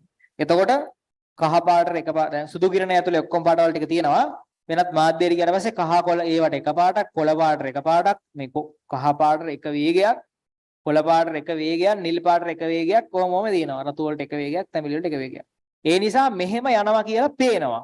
දැක්කම කිව්වේ ඒක. ඒක ෆොටෝ එකෙන් ගන්න. ඒ කියන්නේ අපි ඇත්තටම ප්‍රිස්මයක් දිහා බලලා මේක අඳ ගන්නවා. කොහොම යනවා? උඩම තියෙන රතු, යටම තියෙන වයලට්. මේවා තමයි අඩුම අපගමනයක් තියෙන. ඔන්න ඕකත් අහන ප්‍රශ්න වලට. අඩුම අපගමනයක් තියෙන රතු. ඊළඟට තැඹිලි. ඊළඟට කහ. ඊළඟට කොළ. මේවා ඇවිල්ලා එන්න අපගමනේ වැඩි වෙනවා. මේ නිල් වලට වඩා ඉන්ඩිගෝ වැඩි. ඉන්ඩිගෝ වලට වඩා දම් වැඩි. දම් වලට වඩා වයලට් වැඩි. අපගමනේ වැඩියි. මෙහෙම එන එක වයලට් ගිහින් තියෙන්නේ මෙහෙම. ඒතර ගොඩක් ලොකු අපගමනයක් තියෙනවා. රතු එක්කන එච්චර කේස් එකක් නැහැ. ඒතර රතු වලට වඩා තැඹිලි වැඩි. තැඹිලි වලට වඩා කහ වැඩි. කොළ වැඩි. නිල් ඉන්ඩිගෝ දම් ඔහොම අපගමනේ. අඩුම අපගමනයක් තියෙන රතු වලට වැඩිම අපගමනයක් තියෙන වයලට් වලට. ඒක දැක්කහම රූපේ දැක්කහම කිව්වේ ඇයි? දේ දුන්නේ පාට විදියට වෙන් වෙනවා කියලා මතක තියාගන්න. රතු තැඹිලි කහ කොළ නිල් ඉන්ඩිගෝ දම් වයලට්. හරිද? ඊට පස්සේ මේක දිහා බලාගෙන මේක ගොඩනගන්න පුළුවන්. බැරි නෑ දැන් මම එහෙමනේ කරේ මේ. ආර් දිහා බැලුවා, ස්නෙල් නියමයේ දැම්මා, අවදි කෝණ දැම්මා, වේග දැම්ම පුළුවන්. නමුත් ඒක වෙලාවත් එක්ක A level paper එකකදී ඕක කරන්න යනවා කියන්නේ ටිකක් එච්චර ලේසි වැඩක් නෙමෙයි. ඒ තියෙන එතන තියෙන ප්‍රෙෂර් එකයි වෙලාවයි ඔක්කොමත් එක්ක ගත්තාම. ඒ නිසා රතු පාට CRV වැඩි කියලා මතක තියාගන්නවා. ඊට පස්සේ අනිත් ටික මෙහෙම අඩු වෙන පිළිවෙලට ලිව්ව හැකනේ හැම එකෙම මැද්දේ ඉන්නේ කහ. ලිව්ව හැකි n විතරක් අනිත් පැත්තට ලියන්න. n විතරක් අනිත් පැත්තට ලියන්න. ලියලා අපිට පුළුවන් මේකට අදාළ ගණන් හදන්න. දැන් බලමු මොන වගේද ගණන් ඉන්නේ එක. මොනවද දැන් මේ ගණන් කියන්නේ? ගණන් කියන්නේ මෙච්චරයි මේ. මෙන්න මේක තමයි එන්න පුළුවන් උපරිම එක. හිතන්න උපරිම වශයෙන් මෙන්න මේ වගේ තමයි එන්නේ. අපිට කියනවා යම් ප්‍රිස්මයක් තියෙනවා. මේක මොකුත් අපි දන්නේ නැහැ. 90 45 45ද මොකුත් අපි දන්නේ නැහැ. හැම දන්නේ නැහැ. ඔන්න බලන්න ගානක් හදන විදිය. දන්නේ නැහැ මොකද්ද මේකේ ප්‍රිස්ම කෝණය මොකද්ද කියලා අපි දන්නේ නැහැ. මේකට සුදු ආලෝකය එනවලු. සුදු ආලෝකය එනවලු. එන්න පුළුවන් අමාරුම ගණන් විශේෂය මෙච්චරයි ඈ. ඊට වඩා ලේසිය තමයි අනිත් ඔක්කොම තියෙන්නේ. සුදු ආලෝකය එනවලු. සුදු ආලෝකය එනවලු. ඇවිල්ලා මෙහෙම යනවලු. ගිහිල්ලා මෙතන වදිනවලු. වැදිලා සුදු ආලෝකයේ වර්ණ වලට විභේදනය වෙලා මෙතනින් කහ පාට කිරණය මේ මාධ්‍ය ඔස්සේ කහ පාට කිරණය යනවලු. මාධ්‍ය ඔස්සේ කහ පාට කිරණය යනවලු. හරිද? අපෙන් අහනවා රතු තැඹිලි යන්නේ කොයි පැත්තටද? නිල් ඉන්ඩිගෝ දම් වයලට් යන්නේ කොයි පැත්තටද කියලා. ඔච්චර තමයි අහන්න පුළුවන්. උපරිම. ඕක තමයි ප්‍රධානම තර්කය. ඊට වඩා තර්කයක් නැහැ. සුදු පාට ඇතුලේ ඔක්කොම පාටවල් ටික තියෙනවා. රතු තැඹිලි ඔක්කොම තියෙනවා. ඔන්න ඒ පාටවල් ටික එනවා මේ එනවා මෙහෙම. රතු කට්ටිය එහෙම ඔක්කොම එනවා. මේ සුදු කිව්වට ඔක්කොම එනවා. නිලුත් එනවා. මෙතන ලම්බ ගිහින්ද මෙතනදී මුකුත් වර්තනයක් වෙන්නේ නැහැ. එනවා. කහ එක්කෙනා මැද්දෙන් යනවා. නම් රතු තැඹිලි කොයි පැත්තටද යන්නේ? නිල් ඉන්ඩිගෝ දම් වයලට් කොයි පැත්තටද යන්නේ කියලා පෙන් අහනවා. හරි. වැඩේ ලේසි. මෙච්චරයි කරන්න තියෙන්නේ. හොඳට අහගන්න. හොඳට අහගන්න මෙච්චරයි කරන්න තියෙන්නේ. මේකේ විශේෂයෙන් කෝණ දීලා නැත්තම් කෝණ දීලා තිබ්බනම් මේක හොයන්න පුළුවන් ඈ. කෝණ දීලා තිබ්බනම් මෙතන පතන කෝණය හොයන්න පුළුවන් ලේසියෙන්ම. දැන් උදාහරණයක් විදියට මෙතන අංශක 30යි කියලා දීලා තියෙනවා කියන්නකෝ. ඒතර මේක 30යි නම් මේක 30යි නේද? ඒකාන්තර මේක 30 නම් මේක 30යි. ඒකාන්තර නෙමෙයි. මේක 30 නම් මේක 30යි. ඊට පස්සේ මේ දෙන්න 90 හින්දා මේක 60යි. මේ දෙන්න 90 හින්දා මේක 60යි කියලා කෝණ දීලා තිබ්බනම් කෝණ මාක් කරගන්න පුළුවන්. හරි. කෝණ දීලා තිබ්බනම් තවත් ලේසි ගන්න. දැන් මේකේ කෝණ දීලා නැහැනේ. කෝණ දීලා නැහැ. කෝණ දීලා නැති හින්දා මොකුත් කියන්නේ එහෙම මාක් කරන්නත් බෑ. මේක දැන් අමාරුම තත්ත්වෙට ගෙනහලා තියෙන්නේ. මෙච්චරයි කරන්න දෙන්නේ. මෙච්චරයි කරන්න දෙන්නේ. ඔයාලට කැමති කෝණයක් මෙතනින් මාක් කරගන්න. ඕනි ඉලක්කමක් දාගන්න පොඩි කාලේ ඉඳන් ආස සංඛ්‍යාවක් තියෙනවා ඒක දාගන්න. 42 කියන්නකෝ. ඔයාලා කැමති ඉලක්කම මෙතනින් දාගන්න. හරි. දාගෙන නිකන් දාගත්තේ. يعني ඕන එකක් දාගන්න. ඔයාලට කැමති ඉලක්කමක් දාගන්න. සාමාන්‍යයෙන් ප්‍රමේ 90 වලට අඩු ගණනක් දාගන්න නැත්නම් ලැජ්ජයිනේ. ඒ නැත්නම් තවුලක් නැහැ ඒත් හරියනවා. මේ 1735 ගේ දාගන්න එපා. ඊට පස්සේ දැන් අපි දන්නවා ඔයාලා කැමති කෝණයක් මෙතනින් මාක් කරගන්නවා. ඊළඟට මේගොල්ලෝ කියනවා කහ වර්ණය මූණට ඔස්සේ යනවා කියලා. කහ වර්ණය මූණට ඔස්සේ යනවා නම් මේ අපි මාක් කරගත්ත කෝණය කහ වර්ණයට අදාළ අවදි කෝණය වෙන්න ඕනේ නේ. කහ වර්ණය මූණට ඔස්සේ යනවා නම් කහ පාට කිරණයට අදාළ අවදි කෝණය තමයි මේ අපි මාක් කරගත්ත කෝණය. එහෙනම් 42 තමයි කහ පාටට අදාළ අවදි කෝණය. අපි මේකෙන් ගන්න තීරණය තමයි කහ පාටට අදාළ අවදි කෝණය තමයි අපි මාක් කරගන්න කෝණය. කහ වර්ණයට අදාළ අවදි කෝණය තමයි අපි මාක් කරගන්න මොකක් හරි සංඛ්‍යාව. 42 කියන්නේ 42. ඊළඟට වගුව ඕන වෙනවා. වගුව ගන්නවා. රතු පාට CRV වැඩි. ඒක ඕනේ නැහැ. බලන්න මේ. CRV රතු පාට අගයන් වල වැඩි. අපිට ඕනේ එළියට යන්නේ කවුද පරාවර්තනය වෙන්නේ කවුද කියලා සීන් එකක්. එහෙනම් අවදි කෝණය මත තමයි සියලු දේවල් තීරණය වෙන්නේ. එළියට යන්නේ කවුද නිර්ගත වෙනවද නැද්ද කියන එක තීරණය වෙන්නේ අවදි කෝණයෙන්. එතකොට එහෙනම් අවදි කෝණය ගැන විතරක් හිතන්න. රතු පාට CRV වැඩි. එතකොට C රතු වලට වඩා C කහ අඩුයි. C කහ වලට වඩා C නිල් අඩුයි. මේ රතු පාට CRV වැඩි කියන එකෙන් මේක විතරයි මෙතනට ඕනේ වෙන්නේ. ඒතර C සම්බන්ධය විතරයි ඕනේ වෙන්නේ. අපි දන්නවා C රතු වැඩිනේ. එහෙනම් ඊට වඩා C කහ අඩුයි. C කහ වලට වඩා C නිල් අඩුයි. C නිල් අඩුයි. අපි මේ වගුවෙන් ඒ කෑල්ල විතරක් මෙතෙන්ට ගන්නවා. දැන් මේ වගුවන් නම් පැත්තකින් ලියාගෙන මෙතෙන් මේ යනවද නැද්ද කියන එක තීරණය කරන්නේ මේ පාර්ට් එක විතරයි. C පාර්ට් එක විතරයි. එහෙනම් මෙතන එක ගන්නවා මෙතෙන්ට. අරගෙන දැන් අපි දන්න දේ මොකද්ද? කහ වර්ණයට අදාළ අවදි කෝණය 42යි කියලා මේ රූපේ දැක්කම කිව්වේ. මේක අපි දාගත්ත ඉලක්කම තමයි ප්‍රශ්නයක් නැහැ. කහ වර්ණයට අදාළ අවදි කෝණය මෙන්න මේ කෝණය කියලා අපිට රූපේ දැක්කම කිව්වේ. මම කහ වර්ණයට අදාළ අවදි කෝණය 42යි කියලා රූපේ දැක්කම කිව්වේ. මේක දන්නවා 42යි කියලා. එහෙනම් රතු වල අවදි කෝණය 42ට වඩා වැඩි ඉලක්කමක් වෙන්න ඕනේ. ඔයාලා කැමති ගානක් දාගන්න. 42කට වඩා වැඩි ඕනෑම ඉලක්කමක් දාගන්න. නිල් වර්ණය සඳහා අවදි කෝණය 42කට වඩා අඩු ගානක් වෙන්න ඕනේ. ඒකත් ඔයාලා 42කට වඩා අඩු කැමති ගානක් දාගන්න. 42කට වඩා අඩු කැමති ගානක් දාගන්න. 42කට වඩා වැඩි කැමති ගානක් මේක දිහා බලාගෙන දාගන්න. මේක තමයි අපි වගුවෙන් ගත්ත එක. මේක දැන් අපි දන්නවා. එහෙනම් මීට වඩා වැඩි අගයක් මෙතනින් ලියා ගන්න. මීට වඩා අඩු අගයක් මෙතනින් ලියා ගන්න. දැන් හිතන්න ගන්න. ඔහොම ලියාගෙන දැන් හිතන්න ගන්න. හරිද? මේ තියෙන්නේ කහ වර්ණය සඳහා අවදි කෝණය. මේ තියෙන්නේ නිල් වර්ණය සඳහා අවදි කෝණය. ඒක අපි තමයි ගත්තේ. හැබැයි අපි මේකට ගැලපෙන්න ගත්තානේ. නිල් වර්ණය සඳහා අවදි කෝණය. මේ තියෙන රතු වර්ණය සඳහා අවදි කෝණය. අපි මේකට ගැලපෙන්න මේක ලිව්වා. රතු වර්ණය සඳහා අවදි කෝණය. හරිද?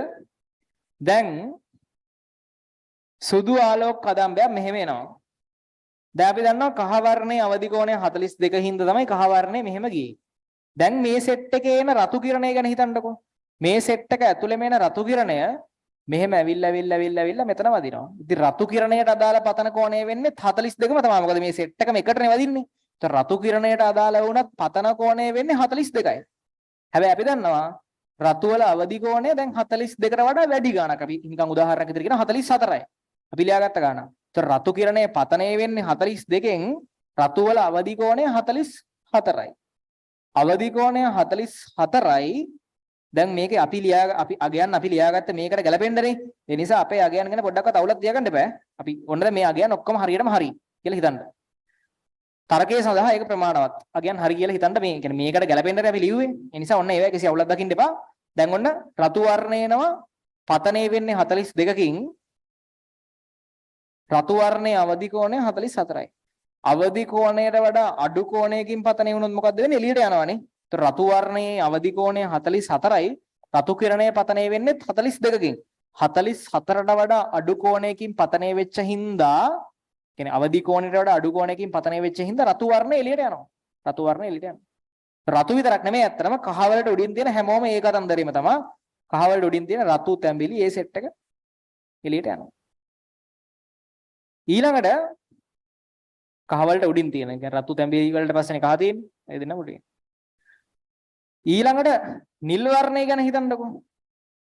නිල් වර්ණය කියන එක්කෙනා එන්නේ පතනය වෙන්නේ මේ සෙට් එකත් එක්කමයි. ඒතර පතන කිරණය 42යි නිල් වල අවදි කෝණය අනිවාර්යෙන් 42ට වඩා අඩු ගාණක්. ඒ කියන්නේ 40ක් විතර කියලා අපි හිතමු. ඒතර නිල් වල අවදි කෝණය 40යි පතනය වෙන්නේ 42කින්. පතනය වෙන්නේ 42කින් අවදි කෝණය 40යි. අවදි කෝණයට වැඩි ගාණයකින් පතනය වුණොත් මොකද වෙන්නේ? පූර්ණ අභ්‍යන්තර පරාවර්තනයටපත් වෙනවා. එහෙනම් මේක නිල් කිරණය ගාණට 42කින් පූර්ණ අභ්‍යන්තර පරාවර්තනයටපත් වෙනවා. ඒ විදිහටම දැන් නිල් වලට පස්සේ තියෙන දම් පාට කිරණයක් ගත්තත් දම් කිරණයත් මෙහෙම 42කින් එනවා. දම් වලට අදාළ අවදි කෝණය මීටත් වඩා අඩු ගාණක් 38ක් විතර වෙයි. ඒතර අවදි කෝණය 38යි වඩින්නේ 42කින්. 42 අවදි කෝණයට වඩා වැඩි කෝණයකින් වැදුනා කියන්නේ පතන කෝණයෙන්ම පූර්ණ අභ්‍යන්තර පරාවර්තනයට පත් වෙනවා. පතන කෝණයෙන්ම පූර්ණ අභ්‍යන්තර පරාවර්තනයට පත් වෙනවා. මේක උඩින්ම දම් එක්කෙනත් වෙනවා. ඉන්ඩිගෝ එක්කෙනත් වෙනවා. වයලට් එක්කෙනත් වෙනවා. මේ සෙට් එක මේ විදිහට එනවා. එතකොට කහ වලට උඩින් තියෙන රතු තැඹිලි දෙන්න විතරක් එළියට යනවා. කහ වලට යටින් තියෙන කොළ නිල් ඉන්ඩිගෝ දම් වයලට් වගේ සෙට් එක මේ විදිහට තනි කිරණයක් විදිහට මෙහෙම එනවා. කොළ නිල් ඉන්ඩිගෝ දම් වයලට් සෙට් එක මෙහෙම එනවා. මෙහෙම එනවා. ඇවිල්ලා මෙතනින් පස්සේ මොකක් හරි වෙයි. මෙහෙම එනවා. තේරෙනවද කියන එක? ඕකයි වෙන්නේ. එතකොට ආයිත් අහගන්න. මොකක් හරි ත්‍රිකෝණයක් දීලා තියෙනවා නම් මෙතෙන්ට ඔයාලට කැමති ඉලක්කමක් දාගන්න. ඒ කියන්නේ මේකේ කෝණ ලකුණු කරලා දීලා තිබුණ නැත්නම් මෙතෙන්ට කැමති කෝණයක් දාගන්න. ඊට පස්සේ වගුව ගන්න. වගුවේ C සම්බන්ධය ගන්න. අරගෙන දැන් කහ එක්කෙනා මෙහෙම යනවා කියන්නේ මෙතන පතන කෝණයනේ කහවල අවදි කෝණය වෙන්න ඕනේ. නම් කහවල අවදි කෝණය කියලා ඔයාලා දාගත්ත ඉලක්කම ලියා ගන්න.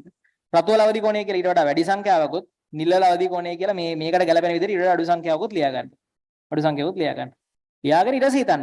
තුන් දෙනාම 42කින් එන්නේ. දැන් රතු එක්කෙනා එන්නේ 42කින් අවදි කෝණය 44යි. අවදි කෝණයට වඩා අඩු කෝණයකින් පතන වුණොත් රතු එළියට යනවා. ඊට පස්සේ රතු වලට වෙන දේම තමයි තැඹිලි වලටත් වෙන. يعني කහ වලට උඩින් තියෙන සියලු දෙනා එක විදිහකට වෙන්නේ. නිල් වගේ එක්කෙනෙක් ගත්තොත් පතනය වෙන්නේ මේක ඇතුලෙන් ඇවිල්ලා 42කින් අවදි කෝණය ඇවිල්ලා 42කට වඩා අඩු ගාණක්. අපි ගත්තේ 40ක් විතර කියලා. 40ට වඩා අවදි කෝණය 40යි වද ඉන්නේ 42කින්. එහෙනම් පූර්ණ අභ්‍යන්තර පරාවර්තනපත් වෙනවා. එහෙනම් මේ සෙට් එක මෙහෙම යනවා. අර සෙට් එක හරියට යනවා. තේරෙනවද කියන්නේ? ඔහොම වෙන් කර ගන්න පුළුවන්. හරිද? ඔය විදිහට ඕනේ ගාණක් ක්ලේසියෙන් හදන්න පුළුවන්. මේක තමයි ඉතින් වෙන්න පුළුවන් උපරිම දේ. හරිද? තේරෙනවද කියන එක? හරි. ඔන්ලයින් ළමයි මොකද හිතන්නේ? ටක් ගාලා කියන්න. තේරෙනවද? වැඩෙන් සංකීර්ණ සිද්ධාන්තයක් ටක් ගාලා කියන්න.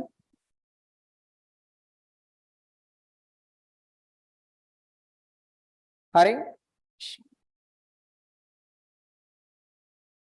වැඩේ හරි. සුපිරි. එතකොට වැඩේ හරි. දැන් වන්ද කරේ හරි ඒක හරිනේ ඒක හරි. දැන් ලියන්න පටන් ගමු. ලියන්න පටන් ගමු. ඊට පස්සේ ආයෙ ලියාගෙන යද්දි තව අපි ඔක්කොම ගණන් හදනවා කොහොමද ප්‍රිස්ම වල. දැන් හදනවා ඔක්කොම ගණන්. ආගන්න. මට කියන්න අපගමනේ අඩුම කවුද? වෙන ප්‍රශ්නයක්. අපගමනේ අඩුම රතු උඩම තියෙන කට්ටිය තමයි අපගමනේ අඩුම. මේ ඒක අතන්ට සම්බන්ධයක් නැහැ. ඒක මේ වෙන කතන්දරයක් කියන්නේ. අපගමනේ අඩුම රතු අපගමනේ වැඩිම නිල් ධම්ම මේවා වැඩිම නිල් ධම්ම. මම දැක්කා ටෙලිග්‍රෑම් නේම් එකක් තිබ්බා අපගමනේ වැඩිම රතු කියලා. ඒක වහාම අනිත් පැත්තට මාරු කරගන්න නැත්නම් මගුලක් වෙනවා. අපගමනේ අඩුම රතු නේද? අපගමනේ අඩුම රතු වැඩිම ධම් ඒගොල්ලෝ. මේ හරිය තියෙන කට්ටියනේ වැඩි හැරෙන්නේ නැති කට්ටිය හැරෙන්නේ නැති කට්ටිය අපගමනේ අඩුයි. මේ හරිය උපරිම හැරෙන කට්ටිය අපගමනේ වැඩි. හරි.